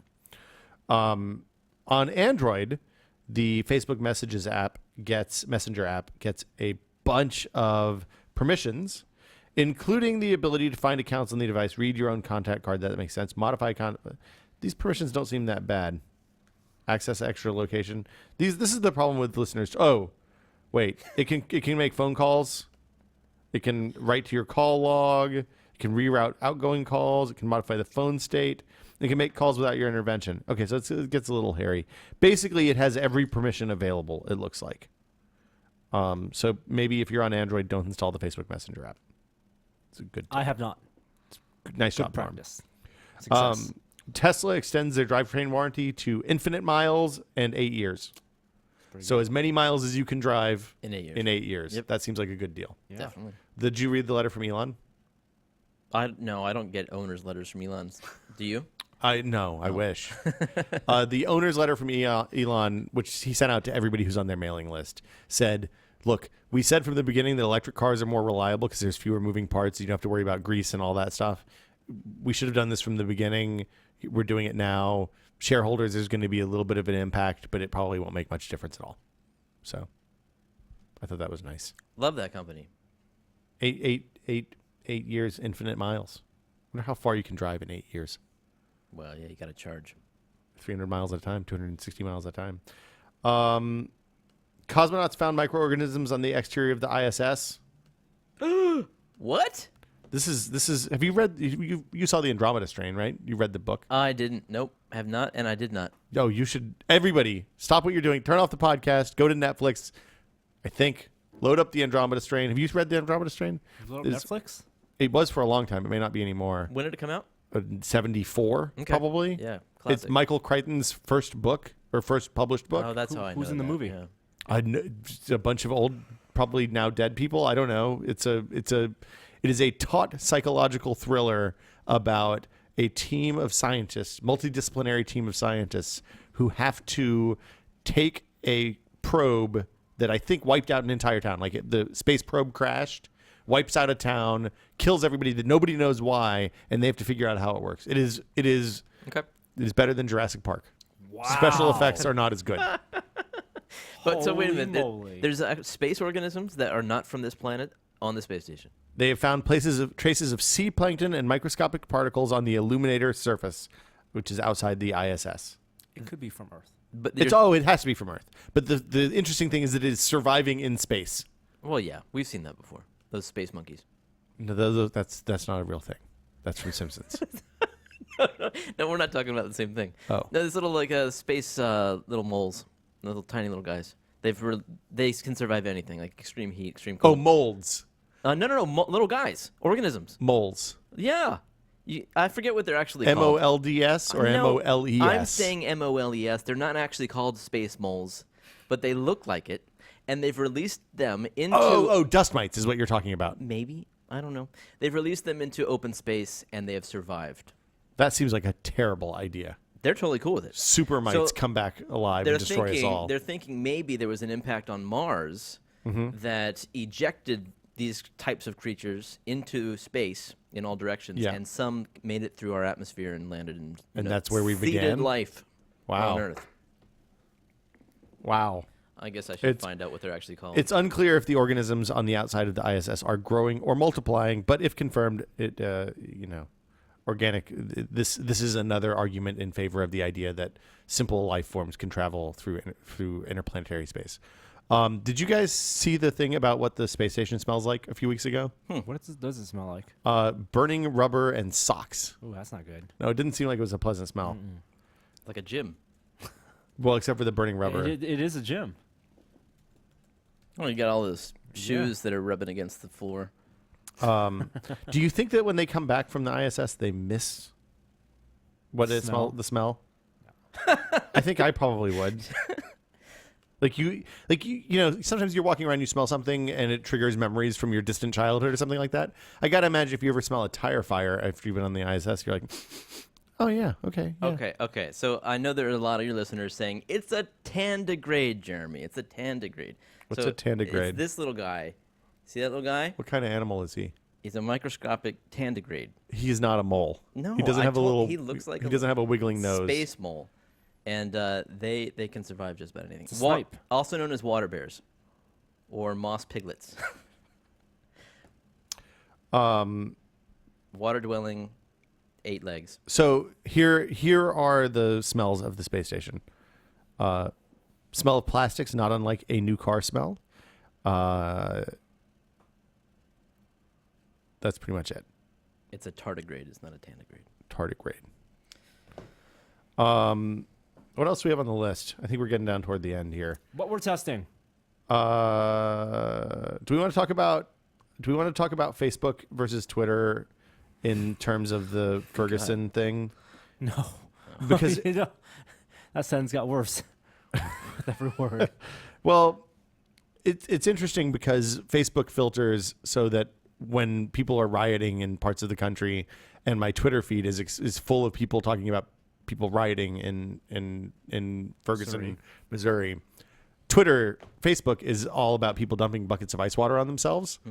And it has started a conversation about whether you want social media that's filtered or not filtered. At the same time, Twitter has started adding new stuff to your feed, so it's not the pure unfiltered feed. So, for example, if I favorite stuff and Norm favorite something, there's a pretty good chance that post is going to show up on your feed as well, Jeremy, just because 2 of your friends seem to like it. How do you guys feel like about this at all? Is this something you care about? I kind of expect the Twitter format of Facebook, and when I don't get that, and I haven't gotten that for a long time, I'm disappointed. But you don't know. You want the raw dog I do. social media feed. I want to control it. Yeah. Yeah. I that's why I stopped mostly. Like everything on Facebook. See what happens. Did you see that? Did Yeah. you read that? Matt Honan. Nothing but BuzzFeed. Mm-hmm. BuzzFeed and Huffington Post. Facebook's wet dream. Okay, I'm going to play some music, and then we're going to talk about what we've been testing.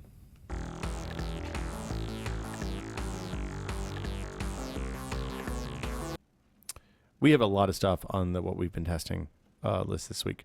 Jeremy, you put Yosemite on your laptop. Is it getting updated? You put the developer version.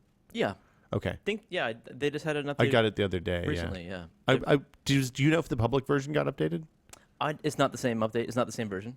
I don't have any idea. I haven't looked know. at it at all. I It have happened no while idea. I was gone. It's looking pretty stable. Unfortunately, I'm not running the iOS equivalent of iOS 8, so I lack the entanglement between the two OSs. That is a big part of Yosemite. No one has called me while I've had my laptop or tablet out since I put Yosemite on the laptop and iOS 8 on the phone. I'm sure it's a coincidence. Probably. But I haven't tried to take a call from my laptop yet. Yeah. It seems like it works. Like I get notifications and stuff when I get a FaceTime. I guess FaceTime always worked. I don't know. I'll have to try it soon and see. Yeah. I've been really pleasantly surprised by the stability of Yosemite. It's really good. Yeah, it's good. And I quite like the new look. What do you like the font? Are you okay with I the do. font? No, that's one of the first things I noticed, and I do like the font. I also like the revised dock. The fact that they got rid of The square flat dock? Yeah, I like that. Do you still magnify? No, I never magnify. You never magnify? You mean the mouse over thing? Yeah. No, I never like that. I make it tiny and then magnify huge. I also Hard like swings. that enlarge is now full screen, which you showed me, but I actually like that. Wait, And what? then you press shift to make it enlarge. Yeah, the maximize button is now full screen as opposed to Green. like, big. Green. Hold on, I still like green. Now Green. I've full screened Chrome and I can't unfull screen Chrome. You move top right hand corner, right? It's not there. Living on the edge, man. It's beta world. It's Escape? maybe escape. I probably have to do a keyboard shortcut. I think I've done this before. Uh-oh. You can't mouse up to the top and get a drop Wait. down. I can use the menu. I had to use the Chrome menu. There it is. Wow. Chrome has always been shitty about supporting full screen because Chrome has always had its own separate full screen mode, if you recall. There's presentation mode and full screen mode. What's the presentation mode turns off notifications and It stuff? turns off all menus. It's just screen. Huh. That's interesting. It's kind of nice. Other stuff I've noticed, the only place that's a little wonky is with sound drivers, which is usually the case. There are no extensions that I've seen yet. Everything that I try to use works, like 1Password, Dropbox, all that stuff works. The Dropbox shell script stuff isn't there yet. Notification center stuff's good. I think that's mostly unchanged, though, seems like, from Mavericks. I'm trying to think what else big has changed. Oh, iCloud integration. Did you turn on the iCloud I'm support? afraid to because I don't want to have anything accidentally deleted or moved over. And no, I haven't done that yet. I'm waiting for the forward. I did it because of my living on the edge nature. It's awesome. You like it? Well, you can access stuff in iCloud like files now, which is great. I'm really interested for when that comes to PC because it leaves a lot of ways to get your photos out of PhotoStream and into other things like Lightroom and stuff like that. Yeah, it's neat. But yeah, it's really good. Good. I'm Yeah. glad it works. And what happens to your files during the beta? I mean, are you going to lose everything that gets put up there in the meantime? No, it stays the same. Basically, I just migrated early. It's when you install Okay. iOS 8 or or Yosemite, Yeah. it says, "Hey, do you want to migrate this stuff over now?" And you can say yes or no. At some point, you just have to say yes. Yeah, no, I've seen that, but I wonder what happens at the end of the beta process. I only did it because I was doing everything. Like I did all the stuff. I think I did Yosemite first on the laptop, and then I upgraded the phone and the tablet. Got it. And I only did it when I did the phone and the tablet and saw that they were going to be okay. Okay. They're not going to. It didn't say anything about getting wiped. Maybe I don't have anything crucial in there. I can't imagine they would wipe people's photo streams. People will flip out if they do that. The fact that it stores videos in PhotoStream now is also very nice. It doesn't. It still like has problems handling the slow motion videos from the iPhone 5s. I don't know what's up with that. That's pretty much it. The new icons are really nice. The sidebar icons are great. It's very pretty. Mm-hmm. It's much needed. Have you been running iOS 8, Jeremy? Just on my iPad Mini that I have here, but I it's not the same as the phone, so I don't get all that connectivity between the two. Not yet. No, and it's it's fine, but I really think that there's most of the enhancements to iOS 8 are for the phone. Yeah, the double tap and getting the recent contacts menu. Yeah, I look forward to that. Great. Yeah. It's a little bit less stable on the phone. Springboard crashes, let's say twice a week, maybe. Huh. Not that often. Usually when a phone call comes in, my experience. Nice. So that's great. But yeah, it seems pretty good.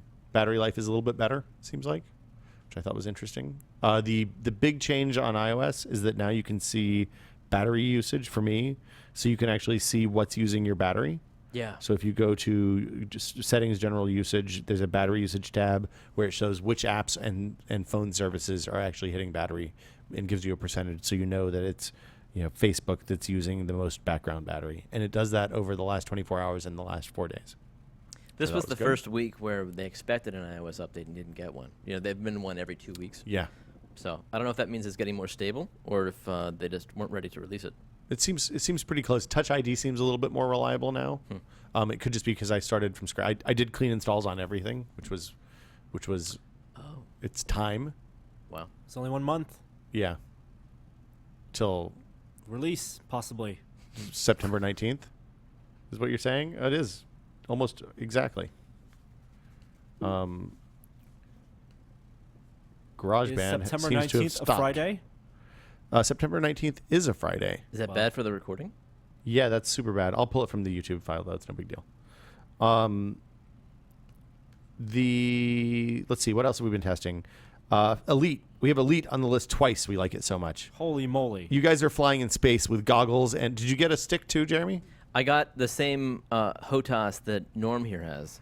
And what tipped it for me was it turns out the in-game joystick based on this HOTAS. Yup. So it Ooh. looks like you got the ship on your desk. Which one is this? The X52? Yeah. Pro. And How much does it cost now? It's like $99 or something? no, 150? it's like, what? 60? 130? Yeah, between you depending on where you buy it, but I think MSRP is still 150. And I got to tell you, when I first had the HOTAS and the VR goggles in Elite Dangerous, I was so immersed in that space, more so than I ever have in any VR. And I realized what I wanted to do with the rest of my life was play that game. Like that's it. Sorry, children. Uh, I now know. You're going to get the adult diapers, get the chair with the hole in the bottom, get the Soylent pipe straight into your mouth, and you're good to go. Yes. I mean, I could see spending, that's the virtual reality I'd love to spend time in. This is the future you want. And I've only scratched the surface of the universe. I mean, you can travel between star systems and explore and trade and Gotta buy that new ship. I know. Gotta What, are you kill still more using the pirates. noob ships? So using that Sidewinder? Yeah, but that's just because I haven't been playing recently because my Oculus I get judder, which is a big problem. So Oh. here's explain what happened. We convinced you through video and description to buy Elite Dangerous, and when you got your DK2, Which is $75, just to be clear. $75 for the beta right Yeah. now. When you got your DK2 and you set it up, you ran through the demos and Tuscany looked great. The desk The demo, desk, it's all very smooth. all very smooth. But once you put on Elite Dangerous, you said, I can't deal with this.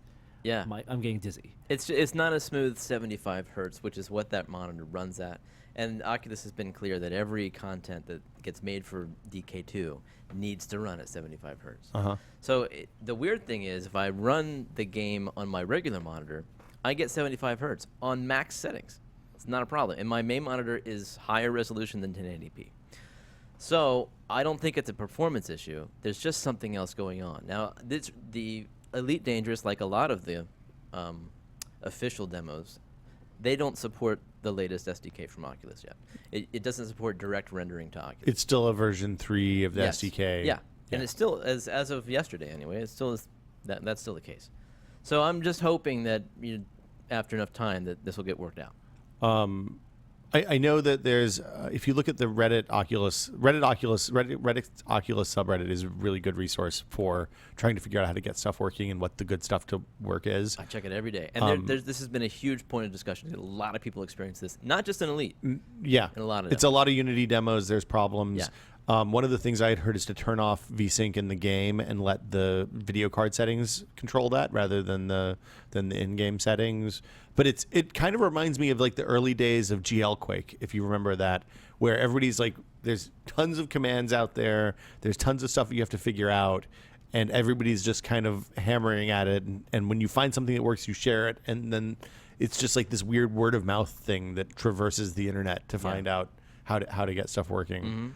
I also saw while I was gone that the Oculus Share portal now has a filter for DK2 demos, which is awesome. It is. So you can see the stuff that is working with DK2 more. Did they release the SDK update so that the direct mode stuff works right now, or not yet? Don't you have to recompile and then it will? I haven't played. Oh, demo you mean since. like not as an extended monitor? Yeah. Yeah. Yeah, no, I don't think that works. It's for still anything. extended, Yeah. but they did build in the disable service into the SDK. Yeah. Into the But configuration. Oh, so it'll turn it off and on. But there's two different things that's not just for non-extended things. Like you can run an extended mode and still get, use the new SDK 35, and leave that service running if you compile for the SDK 4.4. So there's still software problems, is what you're saying. Oh yeah, but it's a beta. Of course there is. Did you guys try the brain psych out thing? I can't remember what it's called. Somebody tweeted about it the other day. What I happens? can't remember what it's called. Yeah, you basically use the microphone. It uses the microphone on your computer, and you talk to it, and it feeds your voice back to you and does weird things to your perception of reality. Weird. I haven't gotten to try it because Joey has my DK2, but he's bringing it back next week. Have you I'll guys try it tried then. the chair No. demo? It's pretty cool. There's no controller. It's just the headset, which is a good starting point. So But you can just look around? yeah, but the cool thing is you look around in environments and nothing changes while you're looking at it. But you look away and then you turn back and it's changed. And this is true all around you. And your environment evolves over time depending on how much you're looking around. Oh, the I saw environment. this. You're right. And it gets very abstract, but it's also a little bit scary, but not like dungeons scary. It's just kind of claustrophobic, and then eventually it just sort of ends. But it's a really interesting demo of VR. Is it like Contact? Jodie Foster sitting in that chair traveling through hyperspace. It's not unlike that. It's a little more subdued. Oh my I'm okay god! to go. I would love a Contact Jodie Foster traveling through space simulator. They should have sent a poet. That would be amazing. There is a Star Wars Battle of Endor thing as the lead image on Oculus VR right now. It says it's an X-wing simulator based on the space battle Return of the Jedi. Oh my god! Yeah. Not a copyright. I've been anything else on Oculus you guys have used? Sorry, No. that's it. Just Elite. I mean, once you go Elite, it's hard to go anywhere else. I mean, it's just that stunning. I assume Star Citizen hasn't rolled its DK2 build yet, right? They're so far beyond Elite in terms of a release date. I mean, they're not due out for another like 2 years. For a long time. Elite's due out this year. Okay. Sightline the chair is the thing you're talking about, right? Yeah. I'm trying to figure out what the thing what I'm thinking of is called, but I can't find it on the list. So I'm going to move on. Anything you've been using on the Oculus, Norm? Nope, haven't had a chance yet. I took the Phantom with me to Virginia, which was fun. So I got to fly out in the wilderness where there were no people around. And It survived the trip fine? yeah, Norm got this bag for it. Do you remember who makes the bag? Oh God, I will do a search, but I don't remember. It's a bag designed specifically for the DJ2. It has like slots for everything, for a couple of batteries, your power brick, your remote, all the stuff. Nice. Carry on? Carry-on size Drone packs. drone packs with an X or KS, CKS. CKS. It has a shoulder strap and a couple of holding straps. So we were able to manage it. It fit perfectly in the overhead on the A300 that Virgin flies. It was really good.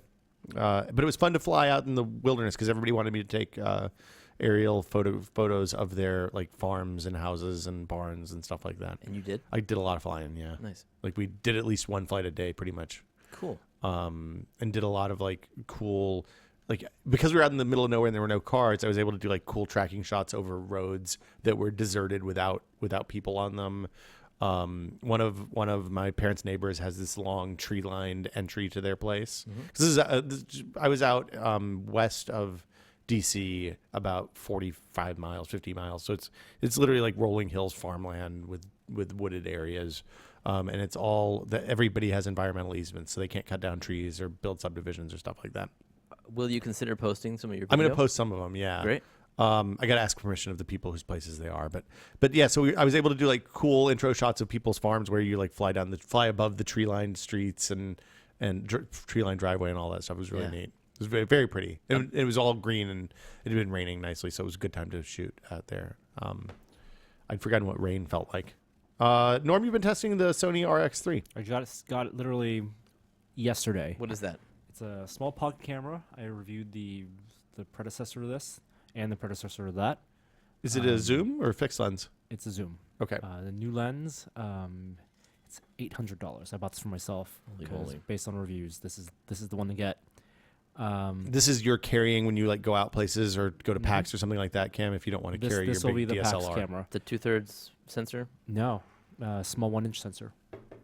Hold on, what is 1-inch? Does that mean it's a full frame or No. the APS-C? No, not even, much smaller than that. Bigger than your camera phone and bigger than your Canon Power Shots, but still relatively small. But this one does have a viewfinder. Oh, cool. Is it a digital viewfinder? Oh yeah, it has a digital. It is. It has a screen in it. Yes. Does it just pop straight up? Pop straight up, right there. Can you? Does it? Do you have to load it back down? Oh, okay. Yes. And Nice. It turns off. Oh, that's neat. Does it have the same? It has the same kind of bezel as the Sony NEX cameras. I mean the screen. Like it has that multi pivot screen thing. Oh yes, it has a tiltable screen. What kind of an f-stop can you get? This one 1.8. And No kidding. when it zooms in, you can get it only stops down to 2.8. What's when you zoom all the way in. like 35 millimeter equivalency on the lenses on the zoom?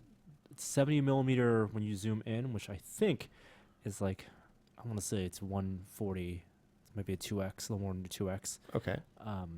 But it goes from 24 to 70.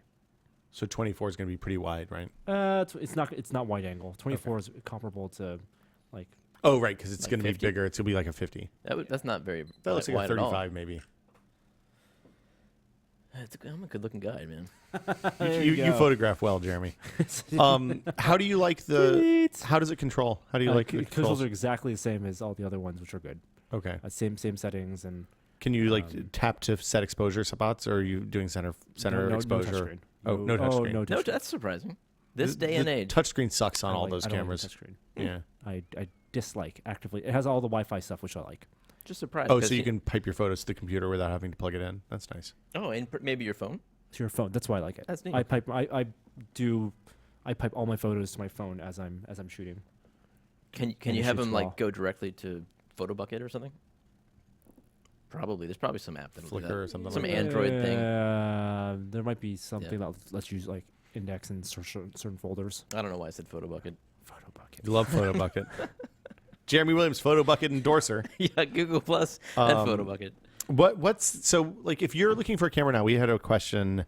Somebody wanted to know what the current state of the mirrorless lens market is, and like what's the best mid-range camera in that kind of place. And I mean, you talked to Tim from Wirecutter about this a few weeks ago, but maybe a I refresh for still people like on the the podcast. A6000 from the Sony. That's the full frame. That's APS-C. Okay. And I would not spend more than $500 on a entry level mirrorless camera. So, would you go with the Micro Four Thirds or the Sony stuff? Either. I think either is fine. Okay. The Micro Four stuff is pretty good. The lenses are pretty good. And there's more And lenses there's for Micro Four Thirds. Way more lenses. You also tested the NVIDIA Shield tablet. We went and took a briefing for this a few weeks ago. I'm really interested in this product. Yeah, the review went up yesterday, and I like it a lot. I'm using it as my Netflix box right now At home? at home. Is the PC game streaming any different than the controller, or is it about the same? PC game streaming any different than? Like, does it work any better? exactly Because the that's what I'm using. That's what I It's the use same. the Shield for. Yeah. Can you use the old Shield as the controller? No. You cannot. You don't want to do that. The old Shield's controller kind of blows. That's one of the reasons that we didn't like the old Shield. The new controller is really good and works as a good media controller and a good game controller. I'm disappointed that you cannot plug that into a PC and use that as your PC controller. That's odd. Yeah. Because the USB port there is just for charging and it uses Wi-Fi direct. Actually, when you plug in the USB to your PC from this wireless controller, the mouse cursor just goes crazy. So it's sending some signal. That's interesting. Because there's a touchpad on it. But maybe it's something they can unlock in the future. But I don't know if so. Some data is going through, but it's just not working right now. Who knows if they even want to? And the controller's kind of expensive though. It's $50 or $60. $60. Yeah, it's a lot. Yeah, so that's why I wish it could be a PC controller as well. Shield tablet is really good. Stylus totally works. I use it for navigation and I use it for light note taking. It's a thing that I put on the stand and use it with the controller. To watch movies and play games. Did you take the octopus stand home? I did not take the octopus stand. I have my own stand.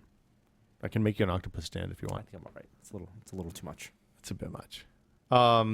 What else do we have on the Amazon Fire Phone? Is the other thing you were testing while I was gone? That review is going up next week, and it's already in a box. I was going to say, can I see it? I want to handle it before you send it back. It's already in a box, ready to be sent back. Today's the last day, isn't it? Tomorrow is the last day. It's kind of a spoiler for your review, isn't it? Yes. It's the first item we've ever reviewed and returned, I think. Damn. We buy a lot of stuff. One of very fewer than 5 things we've sent back. Sent back that we've bought. Yeah, I can't remember. That got the art, that we got the full. That we purchased, yeah.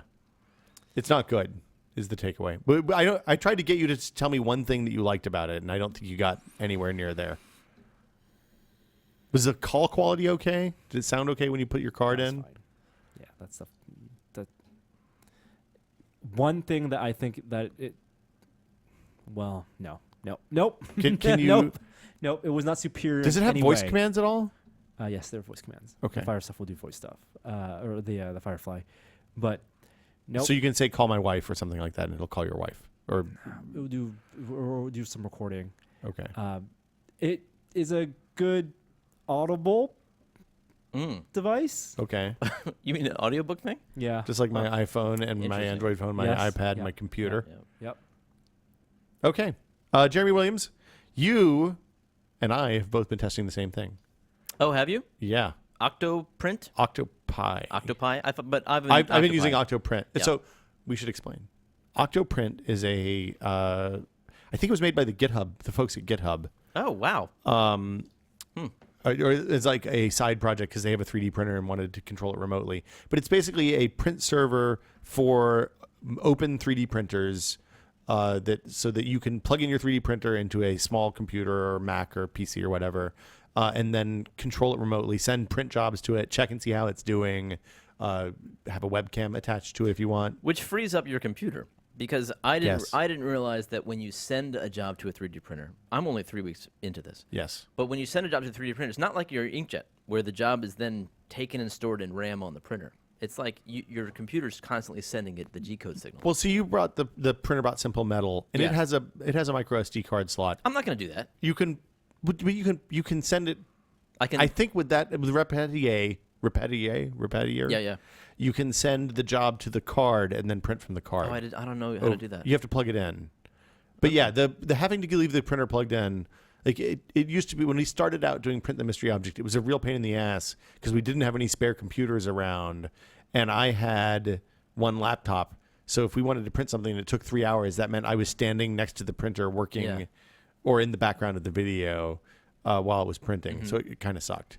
The cool thing about Octopi is it has, webcam functionality built into it, which sounds like, no big deal. But the neat thing is that it can do that regular webcam couldn't, even if it was recording time lapse, is it can shoot a shot based on the Z change. Right. So every time it finishes a layer, it can snap a shot, no matter how long it took to make that layer. So you get these beautifully even time lapses of your object being built top to bottom or bottom up. It just looks like it grows, basically. Yeah, right? exactly. But through evenly. How and the nice thing about that is I presume, well, I guess the Z-axis change isn't always at the same spot. The problem with the printer... I'm surprised it is. So, like, my camera's not mounted on the bed. Uh-huh. I thought it would jump all over the place. it looks to me like PrinterBot at least, or whatever. I guess it's Slicer that would control that. Yeah, it seems like it always ends at the same point. Oh, that's a setting that you usually turn off because you don't want the Z-axis changed at the same spot, or else there ends up being a vertical line through your print. Or maybe they've figured out a way to fix that now. Maybe with 100 micron, it doesn't matter as much. Are you printing mostly at 100 micron? No. Okay. Definitely mostly 200. micron, yeah. And have you did you buy the heated build platform upgrade, or are you holding off? No, I'm holding off. In fact, the biggest problem that I'm having right now may be solved by that, so I may be picking one up. And that's Are you having sticking problems? No, it's warping. Oh. So like if I print a large object that's like over 4 inches on the bed itself, the edges will curl up. Is it because the model's rocking, or is it because it's not sticking to the tape well? Is it pulling the tape up with it? It's pulling the tape up with it. Oh yeah, yeah. So I've tried everything, like adjusting filament size, heat settings for the consecutive layers, making the first layer warmer, second layer. Have you tried putting discs, like thin discs, at the edge, at the corners? So you can take. I don't think that'll help. I mean, I've printed various different shaped objects. Like a box. If you print a box, the box edges still come up. Yeah. Okay. Yeah, and that's a mess because then everything above it gets compressed. Yeah, and then eventually it fails. If it's tall enough, it fails at the end because there's too much plastic. It and just you get starts blobby. scraping it. Yeah.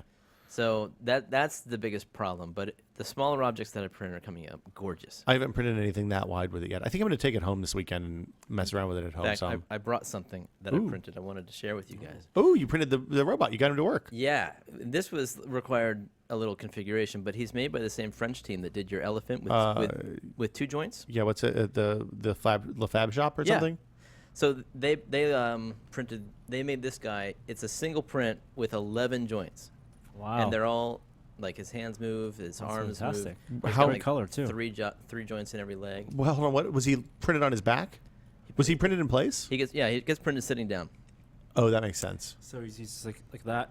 Oh, like that. Did you have to do like support that. material? No, So the joints just held. Wow, that's impressive. it's a really ingenious model. I mean, it's hard. It's not the way you would do it if you wanted to make a real toy, but it's a really interesting. I love the print and play stuff. I love seeing cool applications of that. Did you get a time lapse video of that? Yeah, Oh, I want to see that. I'll show it to you. I would love to see that. Suddenly, Norm is interested in printing the mystery object. Well, when there's cool stuff like this. I never tried to print that because that looks like how many tries did it take you to print? 2. Oh, that's pretty good. Well, yeah, I'd been adjusting. The first time, his legs wouldn't move. The orange PLA looks really good. Any interest from the kids in this yet? Yeah, your son is probably getting close to old enough to be into this, right? Dude, it's great. First of all, his first day of school, I put that. He didn't know I printed it. I put it into his lunchbox. Oh, nice. And I guess it made him real happy. So that was good. And he told one of his friends that his dad had a 3D printer, and they couldn't believe it. That's the future. Blew their mind. But no, my son has been playing with this fantastic Autodesk tool called Tinkercad. Yeah. Which is like 123D, which is like it's like 3D CAD for adults, but newbies. Yeah. This is like that version, but for kids, and it's perfect. Like, that's like cool. Tinkercad is just like drag primitives, resize them, and Can you export STLs and stuff from it? yeah, nice. drop down export as That's really STL. cool. So he's actually designed some different buildings, a garage, and he loves it. Like he'll make things all day long, but he wants to print them like immediately. So we have to sort of take it one thing at a time. Do you have print time? Like he only has X number of time to spend on the printer each day? Are you kidding me? No. If he's gonna do something that he enjoys more than iPad time, video games, Yeah. absolutely. That's awesome. No, I'm super thrilled, and he's messing around with Scratch too, which is a programming language. Have you tried 123D Sculpt? No, I think that would be fun because with this stuff, it's all very geometric. Yeah. Oh, not this, but this too. But like most of the stuff that comes out of those geometry-based things, it's all very. It's circles and squares Yeah. and cubes and triangles. I bet the sculpt looks more like a scan if you mess around with it long enough. the Sculpt you can kind of pull stuff. Yeah, you can make. You should. I would be interested to see what you think about. What he thinks about that. Yeah. So you have been using the. We got off on a 3D printer tangent, but you've been testing OctoPrint. I've been using it on the Mac over there. OctoPi. My goal is to put it on a Raspberry Pi and just have that hooked up to the printer. Couldn't be easier. And then probably hang the. What I want to do is hang the webcam off of the print bed on that printer bot. I've got an idea. Oh, really? Yeah. I'm surprised nobody's built a thing that does it yet. I'm gonna do it. Okay. Are you getting into design? Are you starting to use CAD stuff? Well, I've messed around with 123D Design? not sculpt, but yeah, 123D design. Yeah, just to make some very basic things. But you can import STL files. So there's people who have made camera mounts and things that mount onto the printer bot, and so to mash those up is Just a matter of time. pretty simple. And Adafruit sells longer Raspberry Pi camera cables, the ribbon cables. Oh, okay. So there's that solution. And So hold on. What's the Raspberry? Does the Raspberry Pi have a camera that's separate? you can use a USB camera, Okay. or you can use the official Raspberry Pi camera. Oh, I didn't which realize there was an is official one. It's a ribbon cable that plugs into one of those top ribbon ports. Is it a good camera? I mean, it's whatever you want, but I Is mean, you can change the resolution. The OctoPrint has it default to 640 by 480. You can get HD if you want, but the frame rate's really low. Well, I mean, if you're doing time lapse, it doesn't matter. No, but I like to use it as a webcam monitor as well. So like Okay. I've got it hooked into my phone where I have just a webcam, viewer. We should explain what So when you set up OctoPrint, whether it's on a Mac or a Raspberry Pi or whatever, you get a web interface that you can then log into from your laptop, phone, tablet. It's a responsive page, and you can both send print jobs to the printer and also monitor how the printer's doing, which is important because 3D printers, especially if you print something complex or large, can take a really long time to run. Yeah, You may not want to be there the whole time. right. And they can, if they fall apart, then like the print head might bash into something and it starts making a horrible noise, and you might want to stop it. So Yeah. it's a way to do that from afar. And Yeah. so I like to be able to monitor the video itself as well as, and you can't. Unfortunately, OctoPrint doesn't support different resolutions for the video stream as and the time lapse. Okay.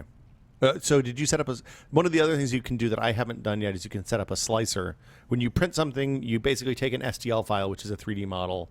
You send it through this slicer program, which breaks the model down into layers and actually determines what the printhead's path is to turn the slices into a glued together 3D object. And then you go basically that's it. That's the whole thing. You send that to the printer and then tell the printer to go, and it follows the instructions that the slicer came up with. Are you using an off Raspberry Pi slicer, or are you trying the slicer on the Pi too? The Pi is not very fast. Yes. So I'm just using Slicer on the PC and then So send uploading the G code. Okay. And Slicer OctoPi doesn't actually support anything but Cura right now, and I haven't experimented enough with that. I haven't used Curie. That's Pretty- that's what I was holding off on too. I'm pretty comfortable with Slicer. Yeah. So yeah, I'm just using that. Slicer's good. It's easy. It's fast. Yeah. Well, cool.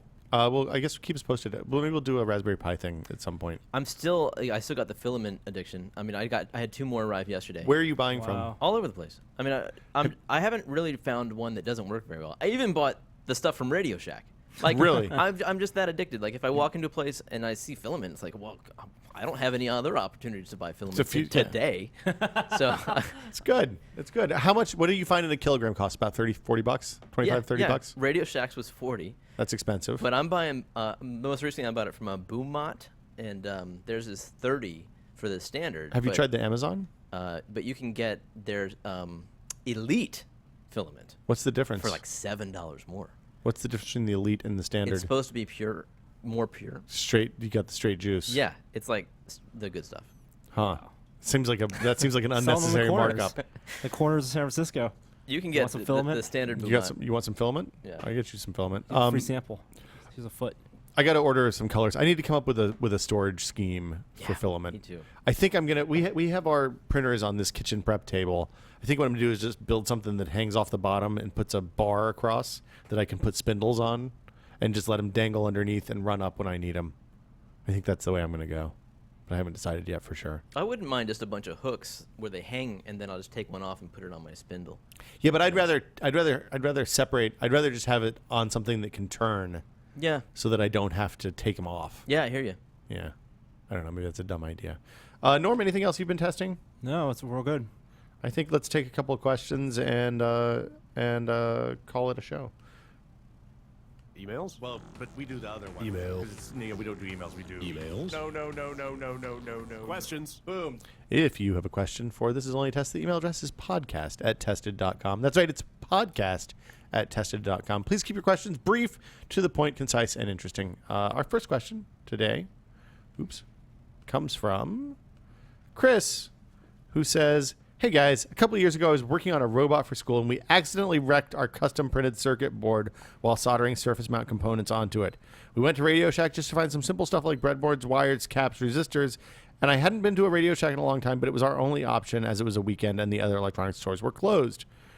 The second we walked in, they were trying to sell us cell phones. When I told them what we needed, they directed us to the smallest section in the store that consisted of a single column of drawers with a small selection of circuit board items. I guess I can't complain because this isn't really a question. I can totally relate, though.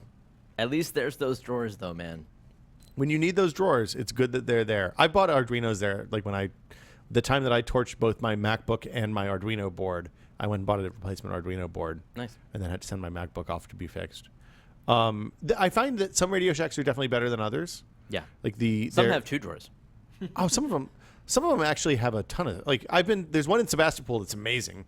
Really? Yeah, it's like a honest to God electronics store. That also they happen to have a small cell phone section in the front. It's like the inverse Radio Shack.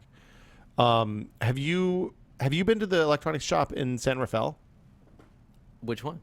There's one on the main drag. I don't remember what it's called, Norm, but it's got a bunch of like crusty old guys that run it. Yeah. And when you walk in and they have literally everything you've ever needed. That sounds awesome. Electronics wise. I mean, I've been to places like that in San Jose. I didn't go on a field trip up there sometime. know that there was one up there. That's cool. It's a good place.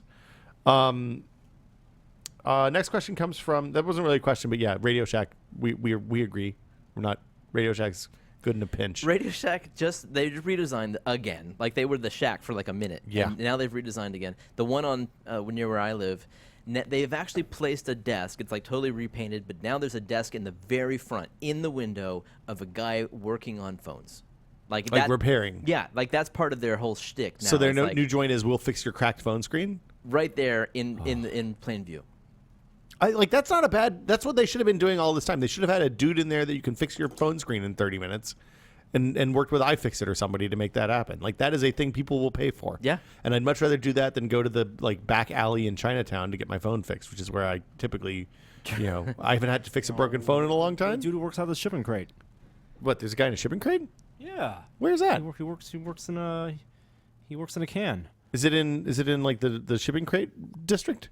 We have a shipping crate district here. The South City, I believe. Oh, okay. He has a Yelp page. It's fantastic. This is for real? Totally legit. I'm trying to pick up the name right now. He has a Yelp page. You're legit if you have a Yelp Okay, page. Google. Okay. Oh no. Okay, Google. San Francisco iPhone repair shipping crate. Oh, goddamn. While Norm's doing that, I'm going to read this question from Joshua, which says, "Hey, Will, and Jeremy, I presume, I'm getting ready to prepare for a 22-hour flight to South Africa with a 1-year-old. How would you prepare? I am terrified." Good God. That is not a good idea. I just did a 5-hour flight with an 18-month-old. And it was like we got compliments at the you get on the airplane and when the people around you go from a sense of dread to like, "Hey, nice job with the kid." That was pretty pleasant. That's a real good feeling. Yeah. But it's like walking a tightrope the entire time. You feel like it could all fall apart at any moment. I'm glad you say that because I feel the exact same way. Traveling with young kids is the most stressful thing I've ever had to do because I'm so concerned about everybody else. Yeah. I'm an absolute nightmare. Mike Tatum, who we used to work with in the whiskey days, gave phenomenal advice when we were first starting to travel with our daughter, and said basically, you give her a bottle on the way up, give her a bottle on the way down, so that their ears pop. Yep. So if they're too little to that you can go, "Hey, go like this," and you open your mouth real wide, so they open their mouths real wide and pop their ears. Mm-hmm. Then giving them something to suck on, a pacifier bottle, whatever, on the way up and down was good. And if you're lucky, that'll put them to sleep. Right. The hope is you can make them unconscious for some portion of the flight. I advise against drugs for that. That seems uncool. We kept lots of food on this. Like, this was the first time I traveled with her since she was kind of a person and has wants. Yeah. Always have fresh toys and books, like stuff she's never seen before. That diaper change in the bathroom is a tricky one. Well, so we learned that Virgin only has, all their planes have diaper changing tables, which means that Virgin Airlines is the official airlines of Will Smith now when traveling with a child. Because if you don't have a diaper changing table in the bathroom on the airplane, I don't know how the fuck you do it. We've done it on the seat, like at the in the row. I thought people with a poopy diaper or a pee diaper. I'm gonna say pee, just because I hope that was the case. It was a long time ago. No. I thought somebody got arrested for changing a poop diaper in an airplane seat a few weeks ago. Oh, really? I'm gonna look, but yeah, Yeah, can't be pretty. Shaquille, the iPhone repair guy, and it's not shipping crate; it's a storage unit that he works out of. That's illegal. Is Well, it? I think I had a new office also. Okay. Yeah, but he used to work out of a storage unit in South City. Yelp, 362 reviews, $1 sign, 5 stars. Wow. that's pretty good. It's the ultimate Yelp. Yeah, take extra pants. We put overnight diapers on our daughter when we got on the plane, in the hope that she wouldn't leak through. That worked. That was good. Overnight diapers. Yeah. So they're like, it's basically just one size. We just get one size up. So there's more Yeah. absorbent stuff. Good luck, man. 22 hours is a long fucking time. Take an iPad loaded with, like, if she doesn't watch a lot of It's a TV, 1-year-old. you can, a 1-year-old will zonk out to iPad. You think? Yeah. I forget. Okay. Good. Yeah. Like, well, our daughter hadn't seen much TV by that point. So when she saw the pictures moving on the screen, she's like, what devilry is this? I'm transfixed. Like I've mentioned, we don't have cable. The only time my kids have seen advertisements has been like on plane rides. Oh, yeah. And they're transfixed. Oh, I'm sure. They don't even know like they're ads. They think like they're learning about Content? these Real products? about these products. Oh, my goodness. And they turn to me after every one. Dad, I want that. Oh, well, that's a reason why No not to kidding. show them ads. Well, it's like Wow. the Minions, the Despicable Me Minions. I think that those things were genetically were like product tested into evolution to become appealing to small children, because when those come on anywhere, the They're kid is rabbits. just bonkers for them. Yeah. Labids. Yep. I think that's it for questions this week, and that'll probably do it for us. Thanks for watching. Jeremy Williams, GameFrame, GameFraud.me, That'll do it. at Jareware on Twitter, I think. Yep. Norman Chan at NChan on Twitter. That's correct. .tested.com. That's also correct. I also am tested.com, and Will Smith on Twitter. Today's outro, if you'd like to contribute one, search for a raw outro song file, follow the instructions, and make sure it's downloadable.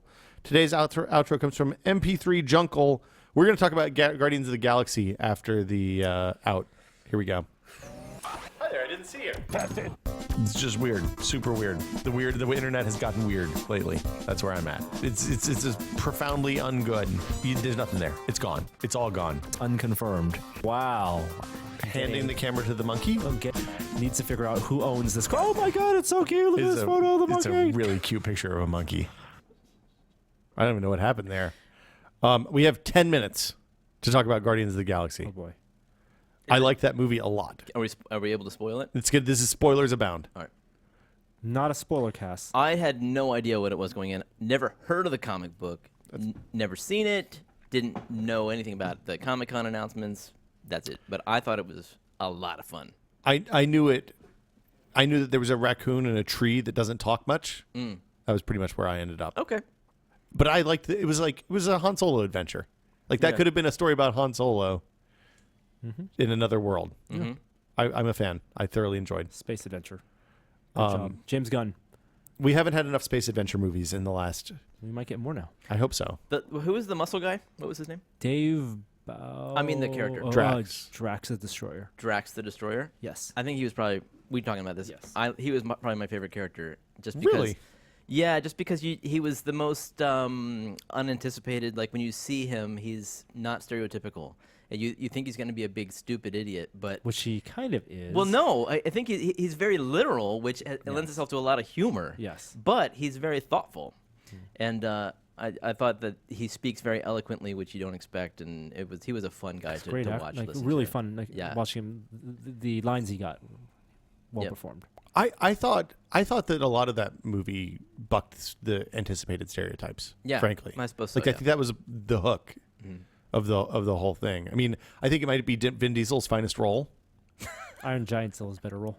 He was the Iron Giant. Yes. Really, History of voiceover. I did not know that. I mean, I like Pitch Black a lot, but he delivered the Groot role in a way that only a true fan could deliver the Groot role. I felt like there was a lot of action in the movie, like just a lot of stuff that's happening.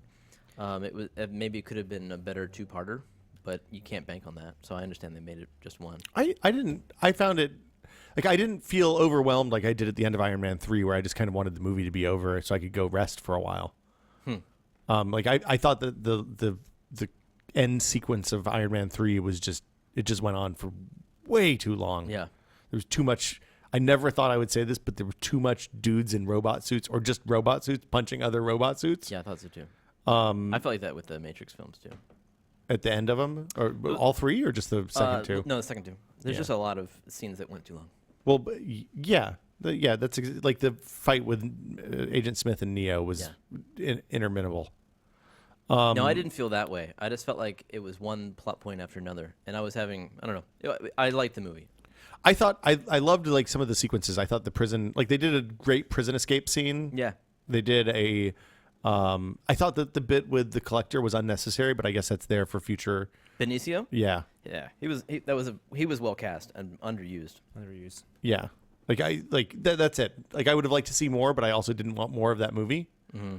I thought we could have just not had that.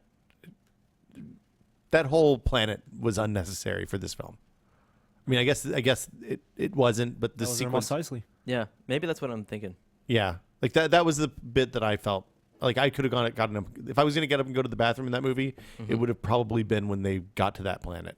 The Southern guy was a lot of fun to watch. Who's the Southern guy? With the arrow. Oh, from Walking Dead? Oh, he's Daryl. Dale's brother. Yeah, Merle. Yeah, I knew I recognized him. I thought his character was a lot of fun. Is he in the comic book? He is. Different character, very different character. One of my favorite scenes was when he finally used his arrow. Yes, he's in the comic book. He's an archer. Huh. Different. He does whistle, but it's not the same type of. But the arrow scene, they gave him a. He was on the MythBusters episode, Oh yeah, the zombie episode. Oh yeah. Is he the guy who got his hand chopped off, or is he the other one? He's hand chopped off. Okay. Yeah, I thought all around Zoe Saldana is always great. I thought she was the worst part of that movie. Well, wait, who is she? she's Gamora? Gamora, the green lady. Oh yeah, I didn't like her much at all. I thought she was unremarkable. the other woman was She was more fantastic. interesting. Yes. Oh yeah. She was really good. She's spooky, like almost in an animal kind of way. Do you watch Doctor Who? No. That's the girl from Doctor Who, The what's her name? the companion. The companion? Mm-hmm. She's not bald in Doctor Who. Who? She's not bald. Doctor Who. That explains why I didn't recognize her. I don't know. I thought Bradley Cooper was great. Yeah, Like that was a like Unrecognizable. huge laughs, and I never would have known it was him. totally unrecognizable. Yeah. I just thought it was like really well put together, a really well assembled movie. Yeah, yeah. I guess they're already making another one, huh? Yep. Is that the whole thing's a setup for the next Avengers movie, right? Because Thanos is the next Avengers villain. Oh, No, is that just right? 3, not 2. There's a connection. Oh, Not the one coming out next year. So wait, so who's the bad guy? The one coming out next year? Robots. Hmm. More robots with no dudes inside them. Oh. Okay. So Shield is the villain. Ultron. Oh. is don't Loki back? No, Loki's not back. Loki's only in the Thor movies now, I think. Unless there's a special cameo. Who knows? Can you explain the Howard the Duck thing at the end? James Gunn just wanted to have some fun. Whoa! What are you talking about? Did you not say past the credits? I didn't. And after we left, I said, I was telling my wife, I read something online.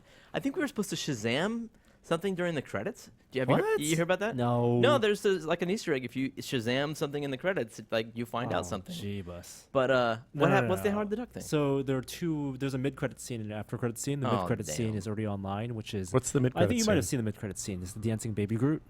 Yeah, I did see. Oh, yeah. Okay, so that clip is online already. But the very, very end credits scene, which typically in the Marvel movies lead to a next movie, Right.